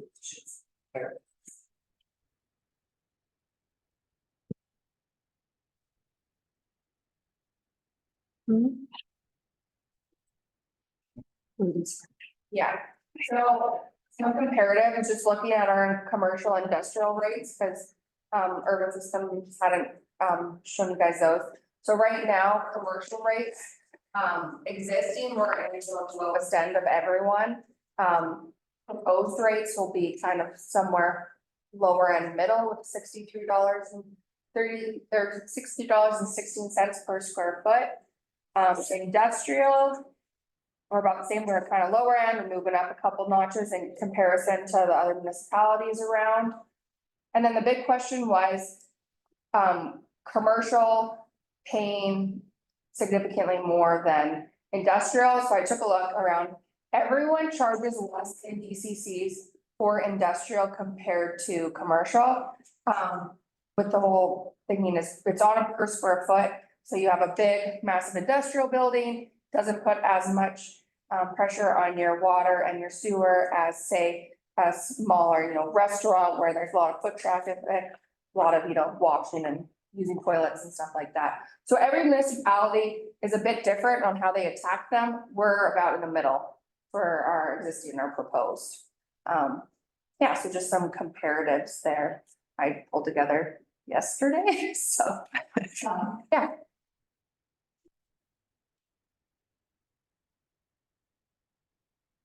So there was that piece, and then there was the rate table that we had taken to the public at the open house.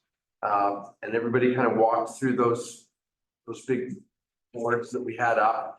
And we were trying to get some feedback on the carriage houses, specifically, how do you feel about giving a DCC break on a carriage house?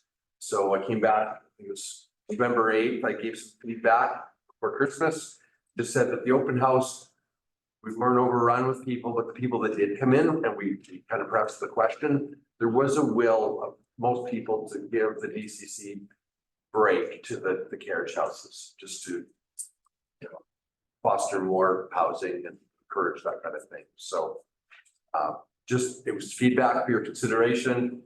Right now, we've got a value for it. We'd have a little bit of discussion, and we're comfortable with this rate table. I think, the rest of it we can massage as we go. But this still needs to be, adopted or blessed in principle by council. And then it's got to go to the province. It's going to take some time to get that review done, come back. So we're months away from actually finalizing this. So, yeah, if we can land 6 months, at least 6 months with provincial approval. And we have some work to do as it relates to the verbiage within the DCC bylaw in terms of the consistency of how it flows with our new rate tables. And because right now, for example, like a secondary suite, like a carriage home is charged another full residential subdivision amount, and we're removing any incentives from our current DCC bylaw, and we're creating a separate incentive DCC bylaw that will be in front of council in February as well. But they're definitely, like, once we have the rates, then we've got to get the verbiage within our DCC bylaw in line, so it's clear and concise. Because there can be a bylaw, but if it doesn't make sense, and people don't understand how to apply it, then it doesn't get applied correctly. So we're really reviewing it in detail to make sure that it ties with our zoning, with how we actually do things around here. So yeah, so if we could get a high level blessing, so we can proceed to put that bylaw together with these numbers and then bring it back to council for first and second reading, then it will go to the province for the approval of the inspectors, and then it will come back to us for adoption. Kind of where we're at. Thanks, Kelly. So, no, I think that was a really good summary. If you could maybe just explain what that sub bylaw will do once in place. If we go with these rates, the sub bylaw will be created. Sub bylaw. Well, this is the sub bylaw that gives the ability to. The incentives? Tax incentives. Yeah, so it's a separate bylaw. So we've got an extensive legal opinion going through our DCC bylaw on how to appropriately apply incentives for DCCs. And we're really limited to very little things under the Local Government Act. So we're allowed to, for not-for-profits for housing and for-profits for housing, as long as we define what those eligible developments are. And so we are drafting currently, Sarah and I have been working at drafting a separate bylaw to identify that, because even in our existing bylaw, the verbiage for affordable housing doesn't even really meet the requirements for the Eagle Valley Seniors Housing Society development, of which we've committed in a letter to waive those DCCs. So regardless, we need to do another separate bylaw of DCC reduction or incentive bylaw to be able to have the ability to waive DCCs for specific eligible projects. And they will be separate from this bylaw. So if we ever need to amend that bylaw, it doesn't need to go to provincial approval. We have that flexibility separately. And that's what most municipalities do. So Enderby does, we got a list of probably 15 different ones that we've looked at and reviewed. Thanks, Kelly. Daryl, did you want to? No, I think it's good. I appreciate her dumbing it down. She's done it for me 5 times, so that I got it. Maybe I'll just share with you guys. So what this means is the carriage house number might be fairly high, but there's gonna be a mechanism behind the scenes that's getting crafted that will enable council to incentivize carriage houses in the future. It just wouldn't be in this bylaw, correct? Correct, and I don't know if the direction we're going is to incentivize a carriage home with a DCC Right. reduction, but Right, and then, yes. there'll be a- any incentives would be Right. separate. And treating carriage homes like this, when I was looking at all the different ways different municipalities have done it, is very comparable to other munis. It's usually in that medium or high density range, rather than that medium density amount right now. Okay, Councillor Bailey. Yeah, I was obviously worried about the big increases. I mean, but I think everybody is, but ultimately, we don't have any choice. We need to increase our DCCs. We know we have some really big projects coming up on the horizon, and without these DCCs kicking in pretty soon here as fast as we can, we're gonna be in some trouble. So I support this. It is what it is. I mean, costs have escalated so much, but yeah. No, I think this is the right way we have to go for our town to pay for our future development, especially when it comes to our sewage infrastructure. We know we need the money right now. Anyone else? Go ahead, Councillor Bushel. Yeah, through the chair, I was a little concerned about the carriage house one too, being a little bit too high. If we're trying to buy or like trying to get people to do them. And Daryl, most of the people that are gonna put in a carriage home probably already have a residence in front of their place. And they're gonna probably put it in the back and they're gonna be tying into their existing sewer. They're not gonna be putting a separate sewer line right into ours, are they? So if they don't subdivide and they're just gonna put a carriage house in, we've checked on this and you can Y in. Yeah. The same property.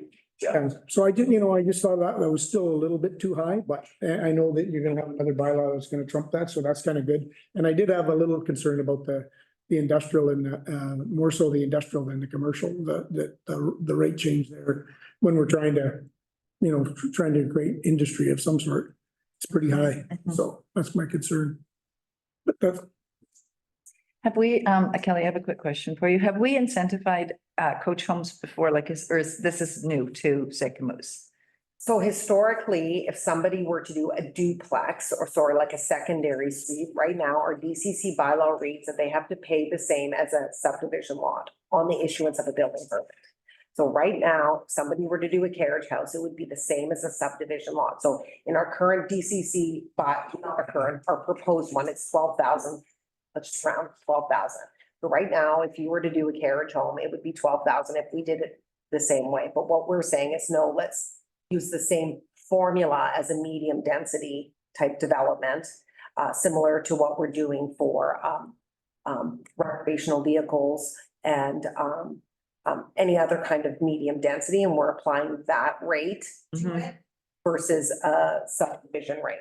It's not necessarily on the connection, it's about the capacity, because that additional carriage home will be flushing their toilet and putting more stuff in, whatever. And the real big increase here is sewer. We're reducing parks significantly, and we're adding a large sewer DCC because that's where we have some future infrastructure concerns. All the other ones are pretty. And in terms of our industrial, I believe this is our industrial one. So this is kind of where we are in the spectrum of people around us for the industrial rates, just talking, responding to you, Councillor Bushel.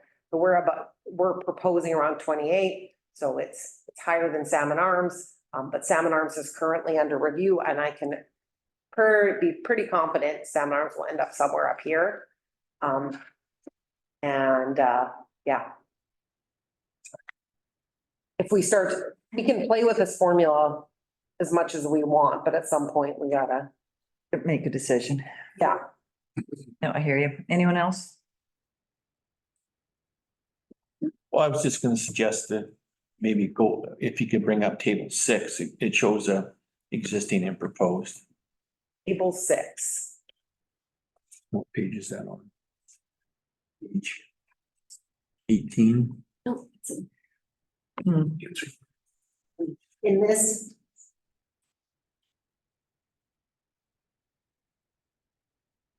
Page 18. Yeah. It's for those slides from the panels. From urban.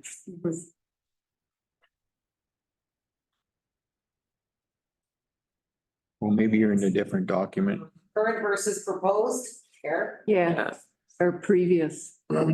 page 10. I'm looking at a different, it must be a 10? different document. In part, 10 of urban systems. There's. in part 5 of DCC rates. Probably up, Back to the yeah. board. Well, There you go. yeah. Part 5? Yeah, page 18 in that document. Or table 6. That's page 8. So, and I keep on going down. Table 6. Table 6. 18. Here is the DCC rate comparison. That's it. That's the table I was suggesting. That's just a quick glance of what it is and what we're proposing. Yeah. And then the table right below that shows the proposed rates without the comparison. 20. Anyhow, yeah, Councillor Bailey? I support it. Yeah, I mean. McCabe, I cut you. Yeah, I support it. And I guess the real thing we have to think about is that if we're not getting money through DCCs, we're gonna have to get it somewhere else. And that's why I support it. I mean, it's never easy to hike these rates, but if we're not getting money from these new developments for the sewage treatment plant, we know where we have to get it from next, and that's from existing folks. So this is I think a good balance, and yeah, it's never easy to hike stuff 80%, but I mean, we're really far behind anyways in comparison. So I feel comfortable with it, and I guess that's what staff's looking for. And if you look at this table, this breaks down by transportation, water, sanitary, parks. And so even just for a residential lot of 12,000, 7,000 of that is for sewer. Right. Right. So that's the That's really the big reason. Everything else is relatively comparable to what it was historically. Counselor Bailey, or sorry, Counselor Bushel. Through the chair, Bianca, we talked about the rate for commercial, industrial and institutional. Did you tell me why they don't pay for parks? It's, Is there a reason why? I'm just curious. I think what Rick told us is because like it's, you don't bring in families and stuff that use the parks as much. Yeah, our rationale,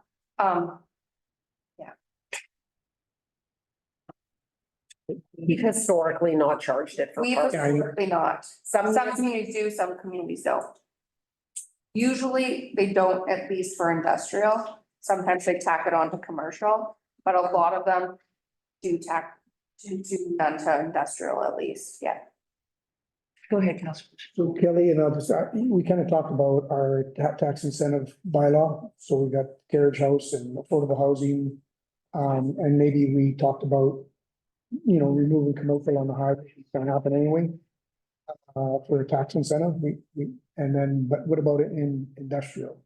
Could we still do a tax incentive for industrial? Okay, so we're not talking DCC. No. We're talking tax. Revitalization. Incentive. Tax. Yeah. Yeah, so I have now gotten everyone's surveys back, so I'm hoping to bring that to probably the next, so that's. That'll be next. Yeah. Okay. A lot of other stuff that needs to come forward to council, yes, and diligently on. Okay.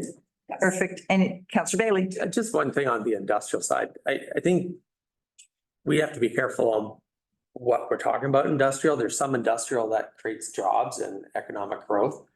All for incentivizing that.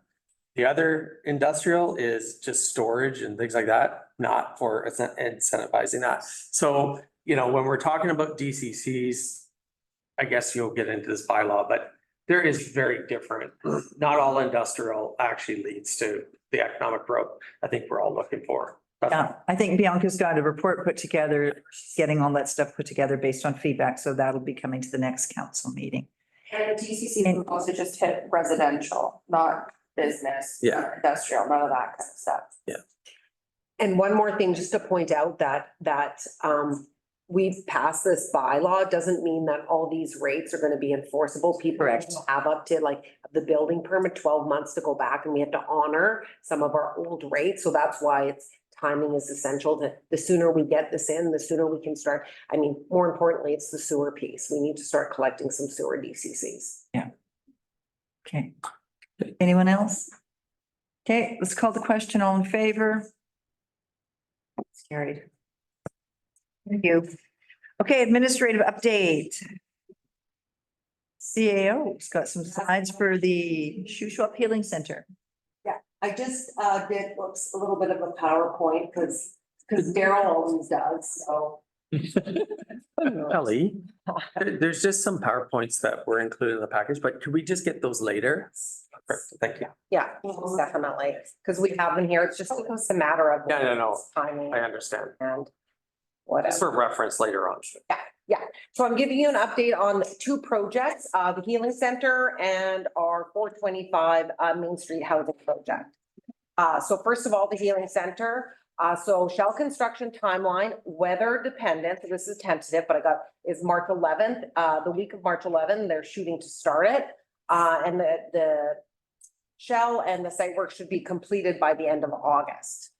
The ground, we will be scheduling some type of groundbreaking ceremony the first week of March, so stay tuned. There's a lot of logistics with the different levels of funding that you need to coordinate with and do press releases with and so on. So Sarah, myself, and Bianca are still handling that. The interior drawings are in process. So we're trying to firm them in, but they're a little fluid because we've had some interest from some other individuals that want to be part of the health center, which is fabulous, and that's what we want. So we're doing some tweaks. So the interior final costing will follow. I don't have a date for that because we've now screwed their plans up because we're now doing some changes. But the more accurate we have it before we go in to get the final costing, the less change orders we have to do, the more firm the price is. The interior works are are going to be starting tentatively in July of 2024. And with everything hopefully completed by the spring of 2025, occupancy summer of 2025. So that's our timeline that we're looking towards, and I think it's a relatively reasonable timeline that people can deliver on. So that's the Healing Center updates, pretty quick. Any comments or questions on this? Pretty exciting. Go ahead, Councillor Rich. Through the chair, is it going to be soundproof? The walls?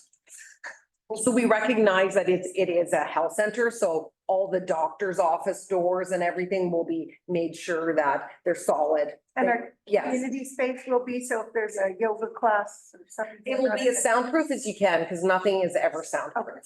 Yes, but recognizing what the facility is being used for, it'll all be taken into account. Excellent. Councillor Bailey. So just the sensitivity around July and August in terms of parking and all the other availability, like we had a problem down there last year. I assume they're just gonna be taking that into account as much as they could. Yeah, I think talking to our builder, I mean, they will do as much parking on the site as possible, recognizing there's a lot of the site that isn't being used either, so. Yeah, it's just that the town is jam-packed July and August, and that's the 2 months that matter to pretty much every business in town. So, yeah, okay. I hear you. They're the deal breakers. Yeah. But Anyone else? Yeah. okay, so now we're gonna go on to housing. So 425 Main Street, I got a little bit more information here on this one. So how did we get here? Housing is clearly a strategic priority.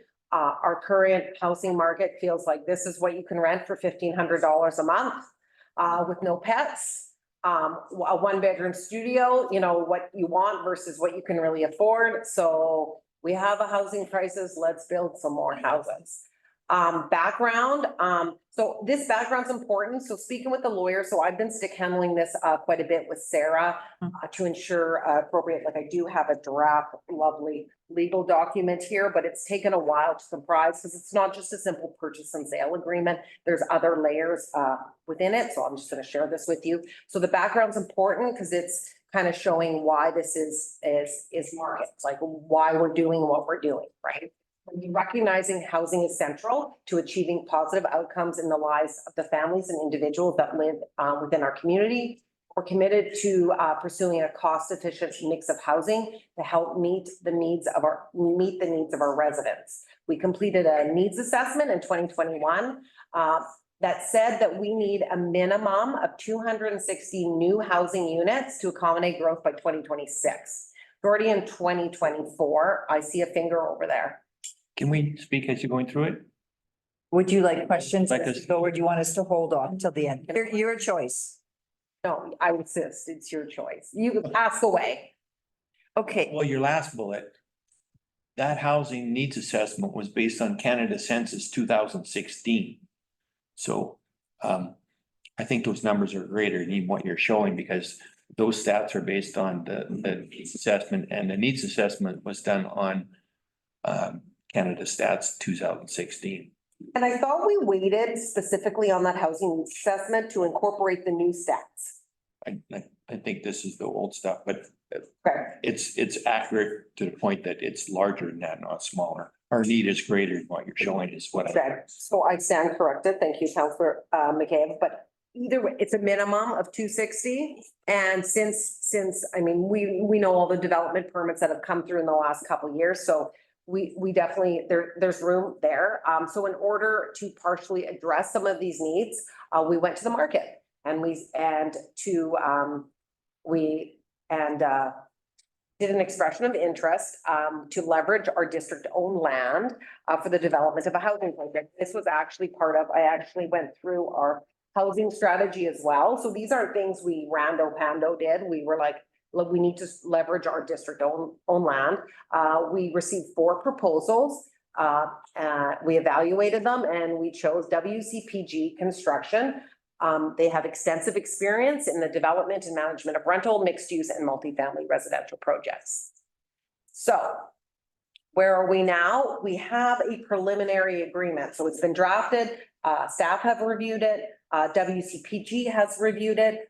It's going back and forth with the lawyers because this agreement also includes A to G amount of schedules, which are bylaws and agreements and a bunch of stuff that are in support of this agreement. The agreement reads really quite nicely, and then there's a bunch of details and schedules which still need to be drafted and fine tuned. So we want to make sure that this is a very tight document that actually accurately reflects the needs of every party. So the preliminary agreement has been drafted. It's back and forth with the lawyers as well as staff. The details of the agreement, so what are we getting? This really hasn't changed. It's a 5-story mixed-use rental building, 55 units consisting of 1 and 2 bedrooms, potentially a few 3 bedrooms. We're just fine-tuning those pieces. 3,900 square feet of commercial spaces in 3 units. Details of the agreement. So within the agreement, so I'm just summarizing it without you looking at this agreement. The details will come in a future meeting. There's 219 covenants in the favor of the DOS. So one, there's a development covenant. So this is to ensure the land is built upon in accordance with the development requirements. So the development plan, which is the schedule in here. So we want to make sure that it's built, that they're developing what we say we want to be developed. And there's construction timelines. The timelines haven't been established yet, but so there's a covenant on title saying you need to build this and you need to build it by this time. In addition, there's affordability housing agreement covenant to ensure 80% of the residential rental units are occupied by households that meet CMHC's affordability criteria and having household income that does not exceed middle income.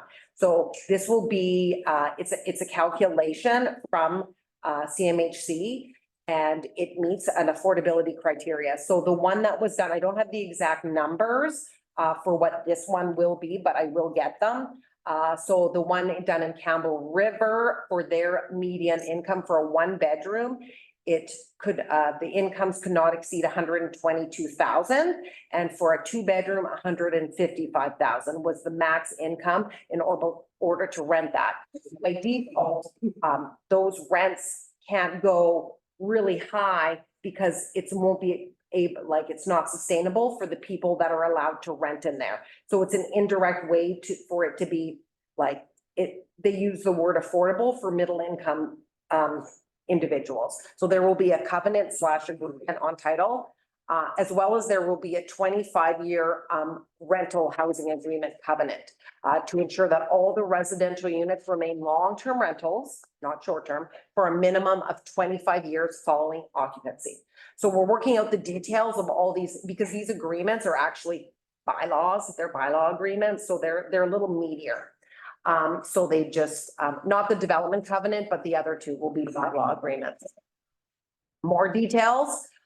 It includes a repurchase option. So the district can repurchase the land for $1 if construction does not commence within agreed upon construction timelines. And there's district space in there. So the developer will commit to rent a residential unit for a 10-year term at a reduced price of $500 a month. So originally I wanted it for 10 years for free. They said 5 years, 20% discount. So we've settled on this amount. Right now, it pencils out, but there's not a lot of wiggle room in there for them. So every little bit matters. And I know even securing locums right now, we're having to look at trying to find a place. We have a few people that are looking, staff members that need a temporary place to live as they transition. Yeah. Kelly, will that be a 2-bedroom? To be determined. To be determined. I mean, I think a 1-bedroom is sufficient for floaters coming in and out. I don't know. I just think of 2 locums or the foot dock and a locum, like what happens if there's 2 people that are coming into our community and they need space, right? You know what I mean? Yeah, it kind of sounds like you don't want to share the space, but yeah, I don't know. And this is where I guess I'll have to we're working out the details of whether it's a 1-bedroom or a 2-bedroom, but we'll see because it also impacts on their end as well, but we want what we want. I get it. So wait, there's more in the agreement. The district will waive a DCC's 50% of them through a bylaw, which will come. The district to expand their tax incentive program to reduce municipal taxes for 10 years for long-term rentals through a bylaw that's still to come and to waive our building permit fees. So going through our housing strategy, these incentives are actually recommended by the housing strategy to encourage rental housing. And those are excerpts right from our housing strategy is waive or offer grants to offset DCCs for rental housing, offer revitalization tax incentives, and waive or reduce building permit fees. So those are, and so when we do a DCC bylaw or a tax incentive bylaw, it's not just for this development, it is for the community. Right? So if somebody else comes in and says, hey, I'm gonna do a 20-unit long-term rental apartment building and we have that bylaw, then that they would be eligible as well, assuming that they are good with putting on those covenants and everything that we require, right? So we have some restrictions on there, so not everybody will be into it. Anyways, so so here we are today. Time is of the essence. The final agreement will come before council in February. I'm shooting for the 14th, but I want to make sure everything's right in it. So maybe it'll be the later meeting to be determined. Hence, I just wrote February.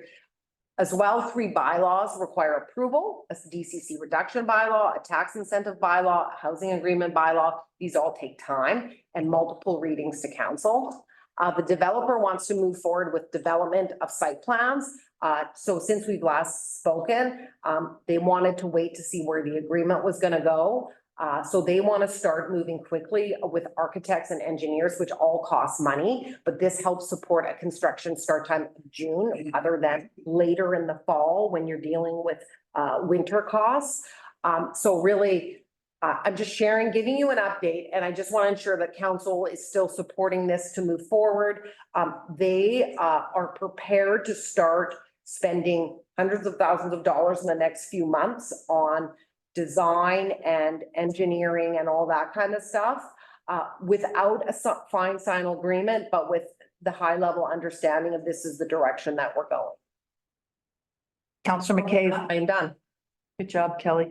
Councillor McCabe. I think hats off to Kelly and staff for somehow getting a private developer to come to our small community of 2,600 to invest $20 million in our community to increase our housing stock and some more commercial space on Main Street.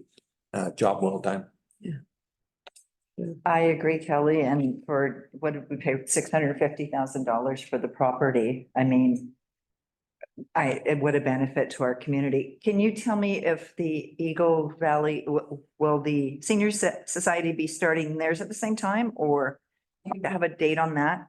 Because if we're going to make a mess, it'd be great to make a mess all at once. Yes, that's a good point. So actually, WCPG has been in contact with the same civil engineer that Eagle Valley Seniors Housing is using, which is based out of Salmon Arm. And they're talking about, because both parcels also, you have to take the organics off and then put some fill on it to raise it all up. So we've connected them to try to time that at a similar time. So they are aligning, and the development permit for Eagle Valley Seniors Housing Society is coming before council this evening. And I know that before WCPG starts going full throttle in terms of designing, I know we want to talk about the connection between the Eagle Valley property and 425 Main Street, so that if there's a pathway that needs to come through and servicing and a road, maybe a connect, like we want to make sure that those two are talking. So the timelines, it will be messy altogether.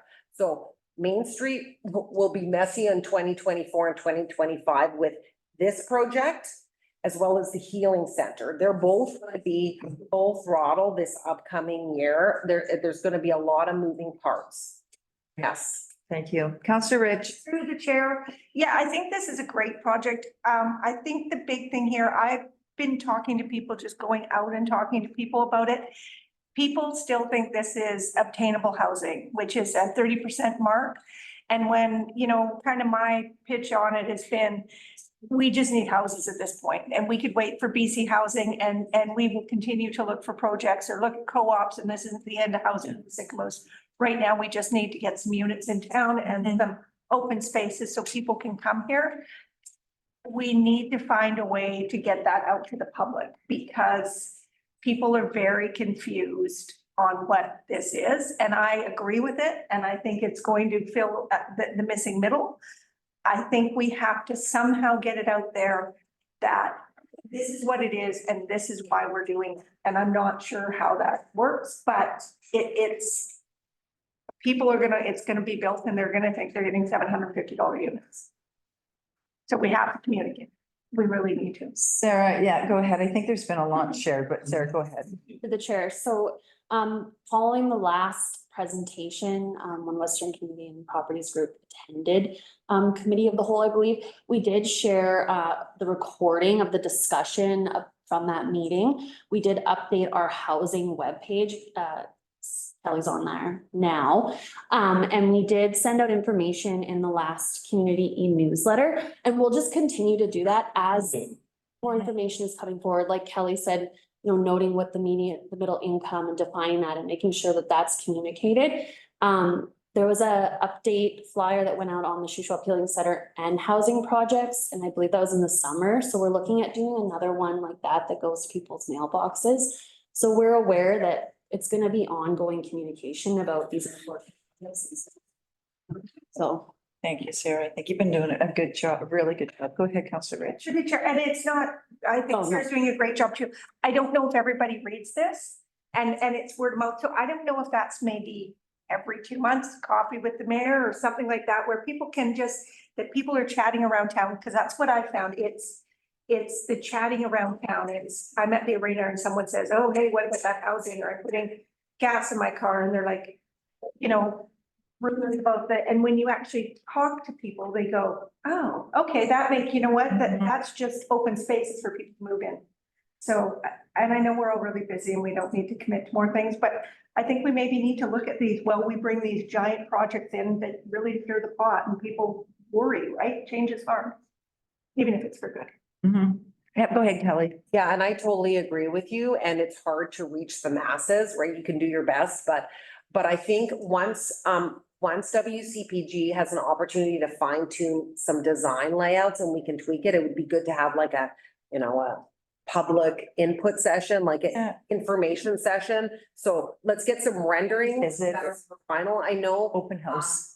I know we talked about it previously, and WCPG is very reluctant, as am I, to put out anything and have it change. So we wanted to get a few. So now they're going to invest some money and to get some renderings that are actually more real, that will be coming to life. And once we get those, we'll do some kind of public session as well. Okay. So that it won't just be a surprise on that piece, right? And we can try to blast it out there. Yeah, but I do think communication is good. And if you want to be connected, I think there's like 17 people zoomed in right now.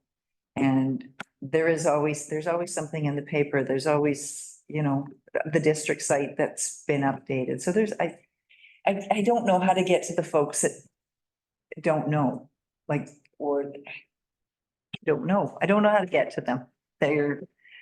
I think some of them need to, I'm sorry, Councillor Bailey, some of them need to just come forward and get in our business. Like they need to, you know, attend to be here. I don't know, Councillor Beach.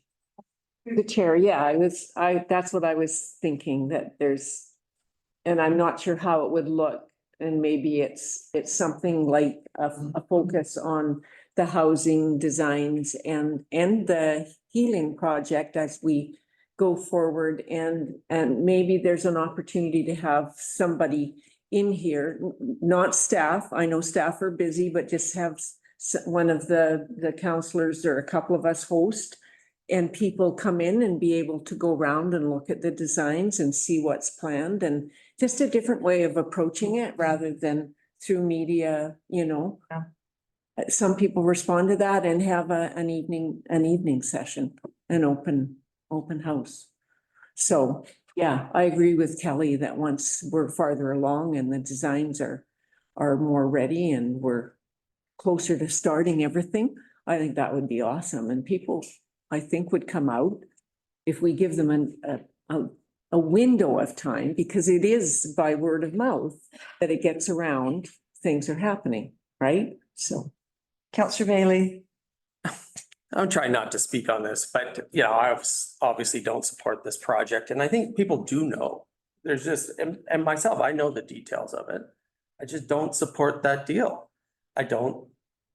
And I think other people in the town also don't. So it's not a matter of trying to educate them. Sure, you can try to convince them, but there are people who see the deal for what it is. It's a for-profit deal. That's great. I support the developer doing that. I just don't think it's a good enough deal for the town. And I've been through this several times when I lived in Vancouver. It was a similar program that we had. It was called a STIR program, which incentivized all of these rental buildings. What we got was actually higher rental costs over time. Nothing ever went down. So that's my approach to it. Council made the decision though. So, you know, but I don't want it to be seen like I'm over here uneducated. I just don't know what it is. Oh, no, I exactly know what it is. It's a for-profit project. The developer has been nothing but 100% crystal clear what they're getting out of it and what they plan to do with it. He's totally above board. I just think personally, we should be doing something different, but that decision's made. So I just wanted to highlight that there are people who know and just disagree. I'm one of them. That's it. Absolutely, and respect that and respect those people, right? But I think to Siobhan's point, I don't think that yours were people that disagree. I think to your point, there were people that didn't know about it or didn't understand. Karen, I think that's what it is the people that I've spoke to, and they're, you know, we've definitely I've got people that are just like, oh no. But I mean, they're just regular people in town that own businesses or people I eat dinner with or whatever, and they're like, hey, what's going on? And so like I said, I don't know if we start doing it every 2 months at council thing, and we take 2 members and sit and talk, because I find actually with everything, the healing center, and you say, here's the pros, here's the cons, you're not selling anything, you know? I've said we could sell the land, we could leave the land empty, we could build this, we could wait for BC housing. Here are options. This is how it's gonna affect the town. You know, we think that adding units is going to help the town. And overall, I've found that people are like, we need housing. So we have other options to get housing in different places, but it's not, and you know, you can say, I feel like we're communicating, but if I'm talking to you in Japanese and I can talk clear and well, and I can write it in Japanese, I can put it out to you and everything, if you're not understanding me, then you're not getting the message, right? And I think somehow, and I don't know what that is, it's not that we're doing it wrong this way. It's just we're still not reaching as many people as I think we need to. Because we know when we don't go out of our way and we feel like we're communicating these big projects, we get a lot of pushback and people don't feel that they've heard, and transparency and stuff. So again, I just really think we need to take the time and this one, I think if we need to take staff to get it out here, this is what it is. If we have to wear billboards up and down the street, then I guess that's what we need to do, right? Well, I don't know, like. Councillor Evans. Yeah, I've got quite a few people, like I'm at Askews all the time, sitting there working, and I got a lot of people that stop by, and I like it when they stop by. So if there's folks that disagree with the project, talk to me. That's cool. There's folks that don't know, and in 15 minutes of conversation over a cup of coffee, they understand. Now they know. I think that we should think outside the box a little bit. When Terry Rice was running for mayor the first time, I would just be on YouTube and a Terry Rice ad would pop up, because he was using the technology to pop up. So the YouTube knows when you're in Sigamoose, and an ad will pop up. And maybe this spring, once we get a plan finalized with some good renderings, you know, we start making some videos that will just pop up to explain things, and that helps a lot. And I definitely think it's gonna really help when we get some renderings and get this going. So go ahead, Sarah. Sorry, through the chair. I just wanted to add to the communications piece and just remind council and the community that we have a communications and engagement survey that's that's online right now. It's also available for pickup at Municipal Hall, and that's running for a month or so. And so we're really wanting to get a better understanding of how we can communicate with the community in a way that reaches them. And so that's communications and engagement, and just getting that reminder out there. So that'll give us some more information for how we maybe approach like communicating about big projects moving forward. Thanks, Sarah. Councillor Bushel. Yeah, through the chair, I think, like, I mean, we're not done yet. We're building housing. I mean, Sycamore hasn't had new rental housing for over 40 years. 40 years there hasn't been a rental apartment built in Sycamore, over 40 years. This is huge for Sycamore. It is really, maybe, Ian, I know you're new in town, but this is huge for Sycamore. For the residents of Sycamore, there might be a co-op housing society that somebody wants to fire up, and we're gonna partner with them, and we're gonna build co-op housing. But right now, this is huge, and it's sure, I mean, no developer's gonna come in here and do it for free, or give it away. They have to, I mean, this is their business. They're good at it. They do a good job at it, and they've been in business a long time. And we should be Really? very happy that we have apartment block out in Sycamores in the, this quick. So I think we're not done yet. I mean, sure, you can build housing for $700 a month, but it's probably not gonna be on Main Street, and we have to find somebody that's gonna donate the land and become a co-op, but that still could be done, but I don't think we're done yet. Yeah, for sure. And the housing scale is quite a spectrum, because they're subsidized, low income, market, and even though this is market, there is an indirect, there's a cap on that because they're capping incomes on 80% of those units. So there is an affordability element. It's not low income or subsidized. Councillor Rich. And through the chair too, there is also, for people that can't make the rents, the BC government actually does look at your income, and they do give people housing allowances and stuff like that. So there is, people can apply, and that's through social workers and different things like that. But if people can't make those rents, that money actually is out there for seniors and I think moms and low income families. So they're not eliminated from this spot. Councillor Bailey. Yeah, it's like 6 against 1, but and that's totally fine, but I'm not here against housing. The median family household income in Sycamore is 65,000. The average wage in Sycamore is about 40,000, 39,000. The rationale behind this and what I think is sound. It's in disagreement with you. I mean, but you made the decision. But, I also don't want to sit here and be typecast that I'm against housing, because it's not the case. I just think that we should have done a different direction of housing. I do want to say though, this developer's not coming to town just out of the goodness of their heart. We're giving them the land. We're giving them 10 years of tax breaks. We're giving them 50% off in DCCs, and we're giving them no fees and permits. That's a significant benefit. They will also have an asset at the end of this. This is a business deal for them. And like I said, the developer has been very upfront with it. But we should also, know that we don't have any control over these rents.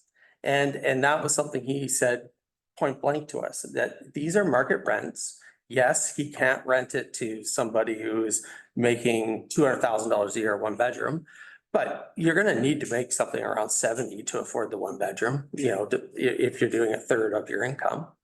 So I just, look, council's made the decision, but I have my reasons too. And I respect your decision. I'm gonna continue to not support it. But I just wanted to be clear on my position. It's not against housing. I'm all for housing. I want housing. I just don't see this as the path forward that is going to make the housing in Sycamore more accessible to the people who actually live and work here. Okay. Thank you, Councillor Bailey. Can we give We give Kelly our blessing to continue moving forward this and put it together and bring it to the next council. Yeah, just because there is a lot of time and effort from a staff perspective, as well as money from a legal perspective, as well as their time and money from an architect and engineering. So I'm just, now that we have an actual agreement that reads pretty decent, I just wanted to get a blessing. So Thank you. blessing. Blessing, blessed. Okay. Is that in the form of a resolution? Sort of- I don't. No, she doesn't need one. Yeah. No, you, at a committee of the whole, you agreed in principle. Oh, right. That, this is where I actually have an agreement which has a little bit more details in it. And what you agreed to in principle was all DCCs, this is 50%. As well, it didn't include anything about a unit in that proposal that they had given before. So there's just some fine tuning of some specifics that I wanted to share with everybody. Anything else? Nope. Okay. We're good? Okay. Kelly, you're good? I am good. Okay, we're moving on to the Shuswap Healing Center name and signage, and I've brought this forward because I do get question on the name, and the signage on the piece of property needs to be updated. I feel, and I think part of the issue with the community is it's not inclusive of the community. It's not a community healthcare center, and I think that's challenging for our community to wrap their head around. It's called, yeah, I'll just finish, Councillor McCain. We're calling it a healing center. Which we want to be inclusive, and I don't find that the name is inclusive of the community in the area. Even, yesterday going into Enderby, there's healthcare centers called the Community Healthcare Center. So, and I think that it gets confusing for some of our residents because a healing center to them is not a medical center or a community healthcare center. So I just wanted to bring this forward. Perhaps, I'm not sure what the guidelines are around the name, but perhaps the Sycamoose Community Health Center or Sycamoose Community Health and Healing Center. So it's all inclusive of our partners, but it's also inclusive of Area E, of our entire area. I don't find the name inclusive. And I think that's where people are going, can we, is it for all, there's confusion. So I think that we should look at, and that's the reason I wanted to bring this forward, is just to look at a more all-inclusive for area, Swansea Point, out to Malacqua, for everyone to be included. So that being said, Councillor McCabe. Yeah, thank you. I didn't want to. That's, no, don't worry. I agree with your mindset on that. As long as it doesn't impact our funding, because their funding was with the Splatson as a partner. And our current community health center is called Sycamoose Community Health Center. So the acronym, CHC. I think we could keep that same acronym and call this new building the Shuswap Community Health Center. That way the transition is seamless with the acronym and it's regionally inclusive. You just drop the word healing, but it doesn't change the intent of our funding agreement. It's still going to have a mental health component and a cultural healing component. That space allocated and resources allocated for that. So it doesn't change the use of the building or the intent of the original funding agreement, in my mind, in my opinion. And we just call it the Shuswap Community Health Center. Same acronym that we're using now, except it's not Sycamoose Community Health Center, it's Shuswap. Fairly seamless transition and change the sign out there to reflect that. And I think our community will embrace the project more too. Anyone else? Councillor Beach? Yeah, I would support that. I think that. Yeah, that's good. That would, Shuswap Community Health Center makes sense to me. And also we can still use the Shuswaps, because that's what SIGWAP stands for, is the Shuswap, right? I like that. Anyone else? Do you guys want to weigh in? I think it's a great idea. So Can I make a motion? do we need a motion? Kelly, you probably have something to add or you need to check something out. Yeah, I just, feel like it's a little complicated. Happy to look into changing the name, but I just want to, I feel like we should check with our funders. I just got to read through the agreement that we have, right? And just verify. I mean, it's just a name change, so I'm sure it's not a big deal. But then, I think it's also important that, we talk to our Partners. correct before we officially do anything, right? I just feel like that would be prudent. So maybe one of our first meetings with the new chief and council, that when we give them an update on this project, then maybe we can talk to them about, hey, this is what we're thinking of doing. We've checked with this is fine. And then we can change everything. I don't know. I mean, at the end of the day, it's up to you. That would be my suggestion. Counselor Evanson, Counselor Bailey. Yeah, no, I just want to echo that. I think we need to do our due diligence and make sure that we're researching it well, so we don't jeopardize anything like you said, so. Counselor Bailey. Yeah, I was gonna just say the same thing, you don't want any delays to the project, and if that would cause a problem, then. Yep. Yeah, and I like what your point, Malcolm, is Shuswap, Sequatnik Community House Center, because this facility will also be used for like a community gathering space as well, right? With that whole other piece there. So, yeah, just always be thinking about that, like regardless of what the name is too, because it's a multifaceted building and health, but there's also another element to it.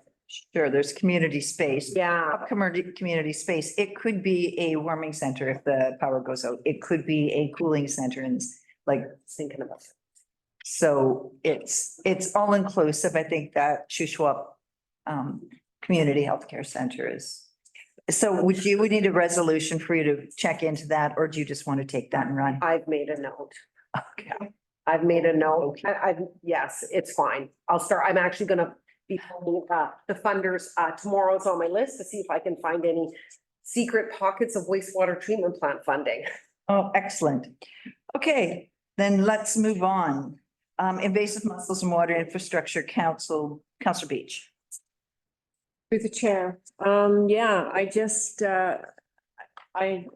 everybody's seen the document that was produced by the province on the potential economic impact of zebra and quagga mussels. It's recent, May 2023. And reading it just, it just highlighted or confirmed my concerns about having a proactive approach to protecting our water and our infrastructure. So there was lots of information in here, great information. Numbers were based on actual transfer of numbers from back east, so the costs are not exactly, sort of set or maybe appropriate for all things, but it gives you a good idea of the cost if you were to have any problem. And the one thing that they talk about is the strategy of being proactive. So being ahead of the infestation, which I totally believe in. And as I am concerned, I wondered if we could look into some strategies around protecting our own water structure if need be, and find out how long that would take and what that would cost for us and what it would look like. So. You're in for a treat, Pam, because Daryl's already looked into it. So he's got some great information that he just wanted to share with everybody. Oh, it's a treat. Yeah. You've got funnier pictures. Yeah, so I guess let's be grateful. This isn't what's coming, right? So. They. Point. Not. I get it now. I saw it. Yeah. Okay, so, yeah, a bit of a joke. I know they're not a funny thing to have. So the native mussels, They get to be a few inches in Canada anyway. The zebra and the quagga mussel's much smaller, so the average adult is about an inch. Okay. So most of them are smaller than that.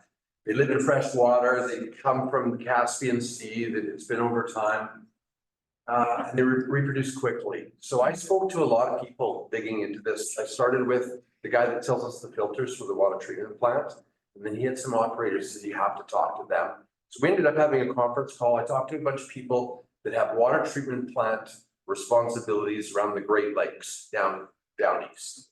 And they're bad down there. So learned a lot of stuff about them, and kind of I'll just quickly go through some of the stuff. So they do reproduce quickly. One of the stories I heard, they got an assessment done, there was 1,000 in their water body. This is an estimate. They figured there's about 1,000 of them. They knew they were coming. A year later, there were 700,000. So they exploded. So it does happen. They love pipes. They love hard surfaces. Yeah, they're invasive, and they're primarily in the east. You know, North America's got them definitely. Lake Winnipeg has had some testing done, and they're there. So they're not that far away. The X is where Sycamoose is. It's not the greatest map to see the lake and all that, but the dots are where the samples are being taken now. This is through CSIS, and they did 116 plankton samples at 22, up to 137 last year. There's more planned for this year. So that part of the testing is ongoing, and it's actually a little more aggressive than it was. There's also other testing going on at a provincial level, and all kinds of groups. I don't know all the acronyms, but there's a lot of going on for mussels around. So that's encouraging to know. It's not been stretched. Thank goodness. That's what it can look like on the beaches, and obviously they bind to almost everything. That kid just got out of his shoe in time, so. He didn't get out.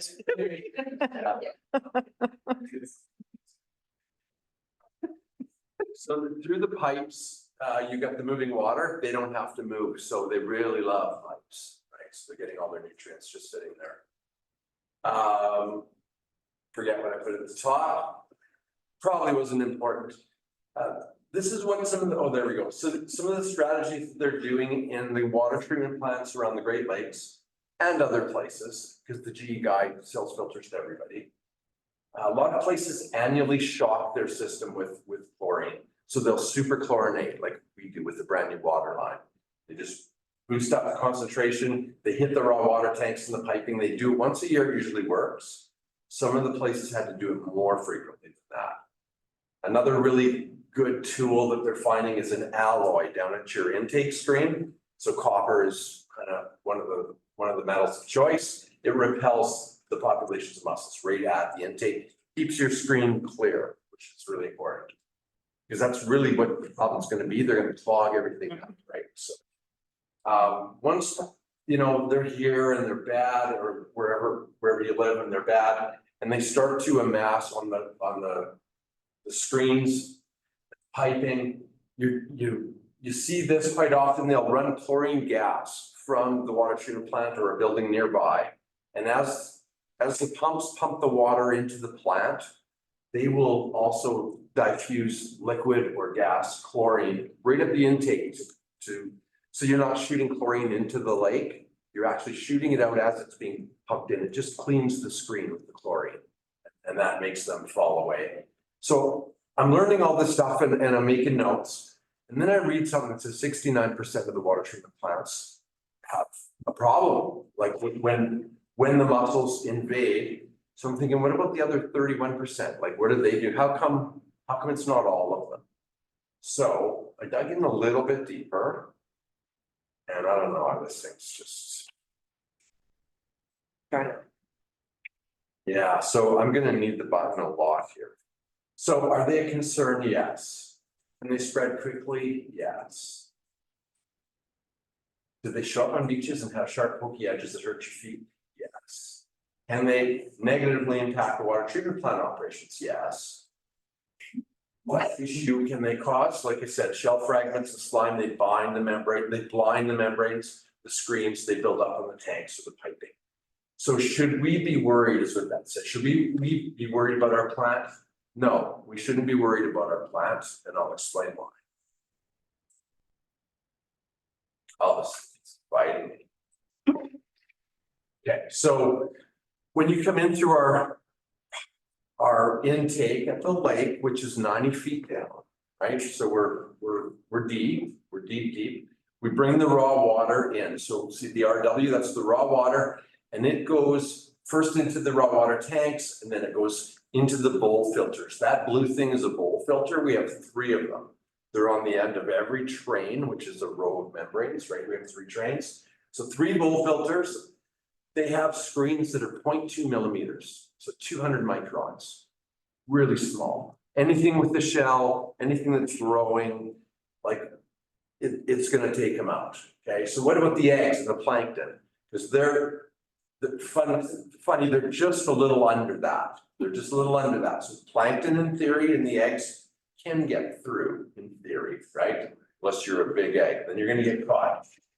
So let's assume they get through, then they end up in our membranes, and our membranes have a 0.02 millimeters. We're 2 microns. So you're almost catching viruses at that point. You know what I mean? That is so aggressive. There's no way eggs are getting through that or plankton's getting through that. And we have a cycle that we're doing heated cleans and we're doing chlorine back pulses. And it's regular and it's part of the maintenance. And our filters, they get cleaned.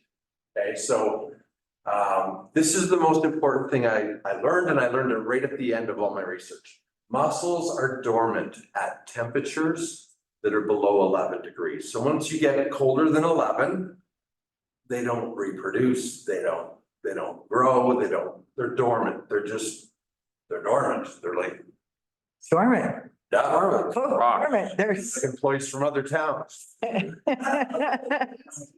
Snap. Here's our threes for these columns of numbers. Those are the temperatures. Okay, so these are all through all months. These are all 3 trains, and those are the averages for the month. So we're not even close to 11. Like you look at, September, October, November, that's when the water's the warmest on average. We're not even getting close to 11. So I'd asked Colin over the years what he remembered. He couldn't remember if he'd ever seen an 8. So we're 7 degrees or less, always, dormant, always. So that's good news. So it kind of led me to this one point that, I recognize they are a problem. They could end up on our beaches. They could end up on all kinds of stuff where it's shallow or whatever.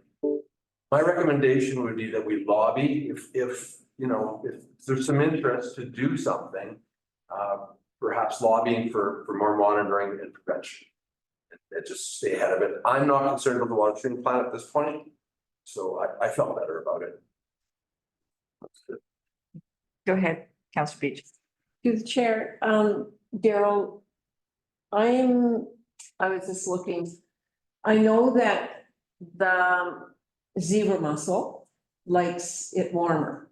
It's more of a surface floater, the microscopic larvae. And I know that the quagga mussel likes it cold. They like it cooler, and they can be found at extremely low depths in the lake. Definitely, I've read that as well. Yeah, So- I read that as well. I talked to GE and I talked to other water treatment plants that are dealing with both zebra and quagga. Yeah. And yeah, below 11, if you find anything that says they're active, at these temperatures, I'd be interested. So they're saying that they can actually control it with temperature. Well, they're not controlling it. It's just the environment in which they're gonna grow. That's not gonna be one of those environments. Downwards cold, they're not growing. Too deep. Thanks, Daryl. Appreciate that. I guess, I get that they continually check for zebra mussels and are monitoring our lakes, but I would still prefer that they were monitoring the borders. So we still need to work at getting our borders protected. Councillor Beach. Yeah, I totally agree that prevention of them coming in to BC at all is number one. But I'd still feel better if we at least knew what I guess you do know what the design would have to be. You're saying that we have the design built into our water treatment plant to protect them, other than injecting chlorine outwards instead of inward. But to know that what it would take to be there if we did get an infestation would. Right. So these are the strategies. And what it would cost and how long it would take to put in, right? So. Yeah. Just being prepared. Yeah. Okay. Councillor Rich, then Councillor Bushel. Yeah, through the chair. I just want to say the big zebra muscle zebra guy, that's what we need on our signs. I know you think I'm nuts and that's okay. You look at the signs. Why do you look at me when you say that? But the reaction to this room when people saw that and then they stop and look, and if you look at the signs at the wharf, you literally have to crawl over, laugh, Mel, if you will. This will get people's attention, put a QR code next to it. They will walk up and go, why is that there? And when there's a greeny beige sign, I'm serious, you guys, it's all about advertising. There's a greeny beige sign where you have to step over a big cement thing to read for 4 minutes on how muscles are affecting you. Yeah. Nobody is looking at it. And I'm serious, let's try it for a year and see how many QR codes get clicked. I'm dead serious. Yeah, no, Needs to be before you get into BC though. 100% it does. We need our stops, but we do have signage at our ramps and the signage is not effective. Unless you're like a 60-year-old environmentalist and you're gonna sit there and it's painful. And I'm not trying to be mean to people that do, this is. That are 60?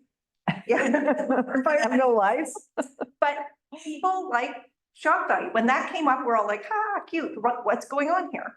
Right? And that's, you know what, we need to catch people's attention. Hey, this is an issue. Councillor Bushel. Sure. Yeah, no, great presentation, Daryl. That, that's very comforting information about the temperatures and all that. I do agree we should keep on the prevention and border the boat checks. It's great to see Kelowna's now waking up and it's huge, but we could have a new mascot and this could be good. I'm meeting with Shutawappigan or whatever. Yeah, and it's not like it's that much money. They're asking for $4 million to prevent $169 million problem. And I can tell you right now, the feds aren't going to give us $4 million because they're going to download this onto the communities. They're going to download it onto businesses. They're going to say, you know what? Clean your own filters. So we really need to be noisy because that's exactly what they're thinking. Why give them money when they can take care of this themselves? So, Councillor Bailey. Yeah, when I first saw this, I thought, where does Daryl find this stuff? But it is catchy, I'll agree with that. And I was going to say what you just said was that you have to continue to push them on it because it isn't. Once this catches hold, and I think they've probably come to the conclusion that they can't stop it. That's why they're just almost giving up. I don't think they should, but I suspect that's why they're giving up. Is they're not going to pay for it. We're going to end up paying for it, right? Any of those costs are going to get downloaded to the municipalities, or it's just going to be like, well, it's your infrastructure, you deal with it. Certainly the news around the water treatment plants that's very promising. I would have thought it was the opposite because in the Great Lakes, it's the #1 problem. They spend a ton of money just to unclog all the intakes and they have huge problems with it, probably because the water is bit warmer there. So, I agree with everything that was said that continue to fight for it. Yeah, we do. Squeaky wheel. Yeah. Just another question for Daryl. Yeah, go ahead. So Daryl, what did you actually find a difference between like, were you able to find the water treatment plants that weren't being fouled up, even though they had 31. 31. and they were different, their systems were like ours? Yeah, so a couple of the people I spoke with.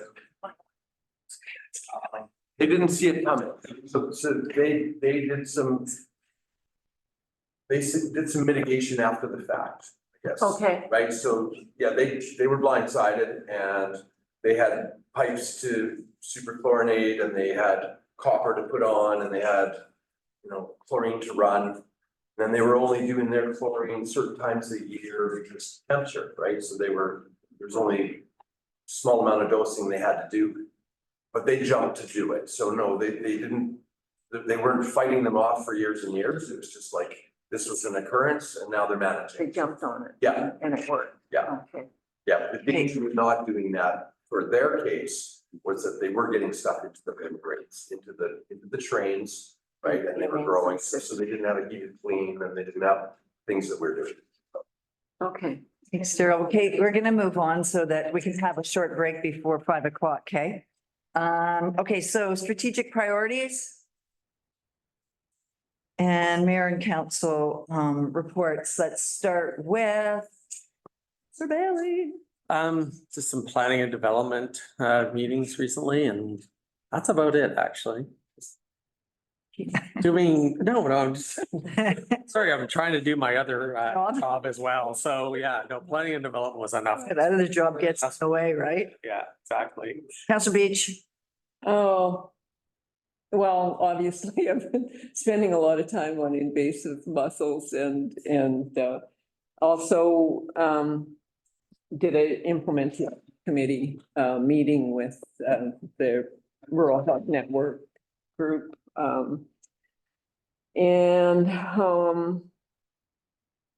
Yeah, and planning and development. And that's not it, but that's all I can find. Go right now, Councillor McCabe. Yeah, thank you. Well, like Counselor Beach, we also did the orientation with the doctor. Yes, we did. I couldn't think of that one. So we visited, toured the medical clinic and then came over and said hi to some of the staff, and Kelly helped orientation around the building here. I had to step out, but I guess he went out for lunch too. And again, thank you to Dr. Tracy Kirkman for helping us keep healthcare in our community. And then attended the Splatson swearing yesterday for the Splatson new council, along with Councillor Beach. And that was good to start getting to know the new Splatson council and introduce ourselves, and our CAO was there and our mayor, and so it was sort of to take away from your report. I think it's very important to maintain a good relationship with their friends and neighbors, and I think that went well. Good, thank you, Councillor Bushel. Yeah, through the chair, I attended a Zoom meeting with the property owner at the roundabout there, Mountain Park Building. So that was with Kelly and the mayor, and yeah, it was an informative meeting. We just trying to figure out what he was up to. We had the planning and development meeting, so that was last week. That was pretty exciting. It was 40 units at Hillier Road and 37 units for the seniors development. 14 residential lots at 2 Mile. So yeah, lots happening there in the planning and development. Nicole's doing a great job. And then yeah, we carpooled down last night to the Splatson's swearing in, and that was very informative. And I think they got a good group. It looks like it's they all seem to be getting along, and I think it's going to go well for them. So that's all I had. Oh, my turn yet? Sorry, go ahead. Sorry. Went to the splat scene, did the integrated health meeting with Pam. Right. Doesn't know what she housing meeting with Mel, and just want to say yay food cyclers because they're flying off the shelves. How many do we have? I need to buy one. Sorry, Sarah. Yeah, you're the chair. So looking at our registrations, there was a couple of duplicates, so we're at 70 right now, and we have until the end of the week, we're doing a little bit more of a push. And then we'll be looking at yeah, anyone on council, if anyone from council would like to register, please do so. Okay. Because we'll be shipping. Yeah, I tried signing up, but I don't know if I got in there or not. Where'd you sign up? On the website? Oh. I'd like one. And Counselor, are you done, Counselor Rich? Sorry. And Counselor Evans can, I've been, very busy as well. I've, attended a meeting with Mountain Park, sat on a hospital meeting, regional hospital meeting yesterday. I had a CSRD meeting last week, Cal last week, which with the CSRD finance, and rest assured where I can find some money to, or costs to bring down, I am, you know, that solid waste thing was like, well, this is new. Let's bring it down to where we can, you know, take it over the next 5 years to quickly escalate the reserves, right? So that we had them. But anyway, they're just gonna have to chill for a bit because there's we just can't dump everything into this year. It's could be a tough tax year for, you know, it's gonna be for a lot of communities, right? And then, yeah, and tourism, and we're gonna have a look at that. And then today we talked recreation and rail trails. So there's a lot. I mean, we've got all have a lot going on, and during finance time, and thank Bob for chairing, we all have, it's stressful for all of us because we're all trying to protect our, you know, our tax dollars and our community, and we want what's best for them. So, and our staff, you guys are burning the candle at both ends and doing a great job of putting all of this information together so that we can understand it. And you're, you know, dumbing it down for folks like me who, you know, need it dumbed down. So thank you so much for everything that you do and all the information that you're giving us in this super crunch period. Splatsing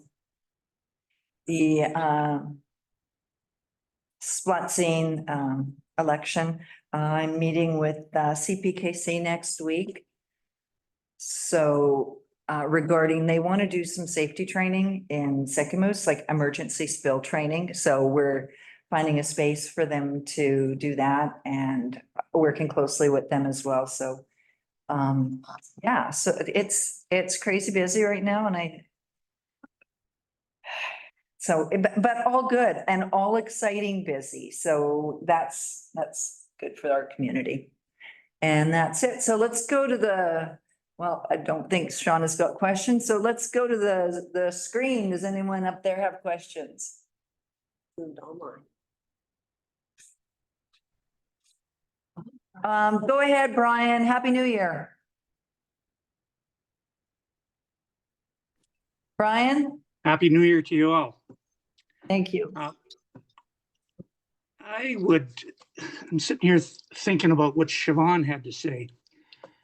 And I think if you guys gave Daryl the go ahead to put some of those zebra mussel photos up at the boat launches, along with a picture of a prop with the zebra mussels on it, that could get national attention and go viral. And then we'd have the politicians where we want them. Good point. Great minds, Brian. So, to that point, we do have Wild Safe. Is it Wild Safe? No. What? There are people for 4,000? Yeah, no, but we didn't, that money, some of that money can be allocated, maybe just a bit of it to maybe we do. Protecting fish stock. You know, we'll leave that in the hands. We would have to use, we have to design, yeah, we'd have to design an image for copyright purposes. Yeah, for sure. But it's Muscular looking zebra. we could. Where is that image from? Probably. It's from Daryl's secret stash. But who somebody must own it. Somebody must own it, don't they? Oh, yeah. Yeah, we can. The zebra? Yeah. We can You design. can design something similar. We can Get two arms in there. Leave it in Sarah's hands. Perfect. Thanks, Brian. Idea, Brian. Anyone else up there on the screen that has any questions or comments? Okay, thank you all for zooming in today. Appreciate it. Thank you, staff.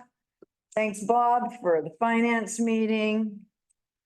And let's recommendation of the committee of the whole meeting for January 24th, 2024 be adjourned at 4:25. Could I get a mover? Counselor Rich, Counselor Bailey, all in favor? We're adjourned. Thanks. We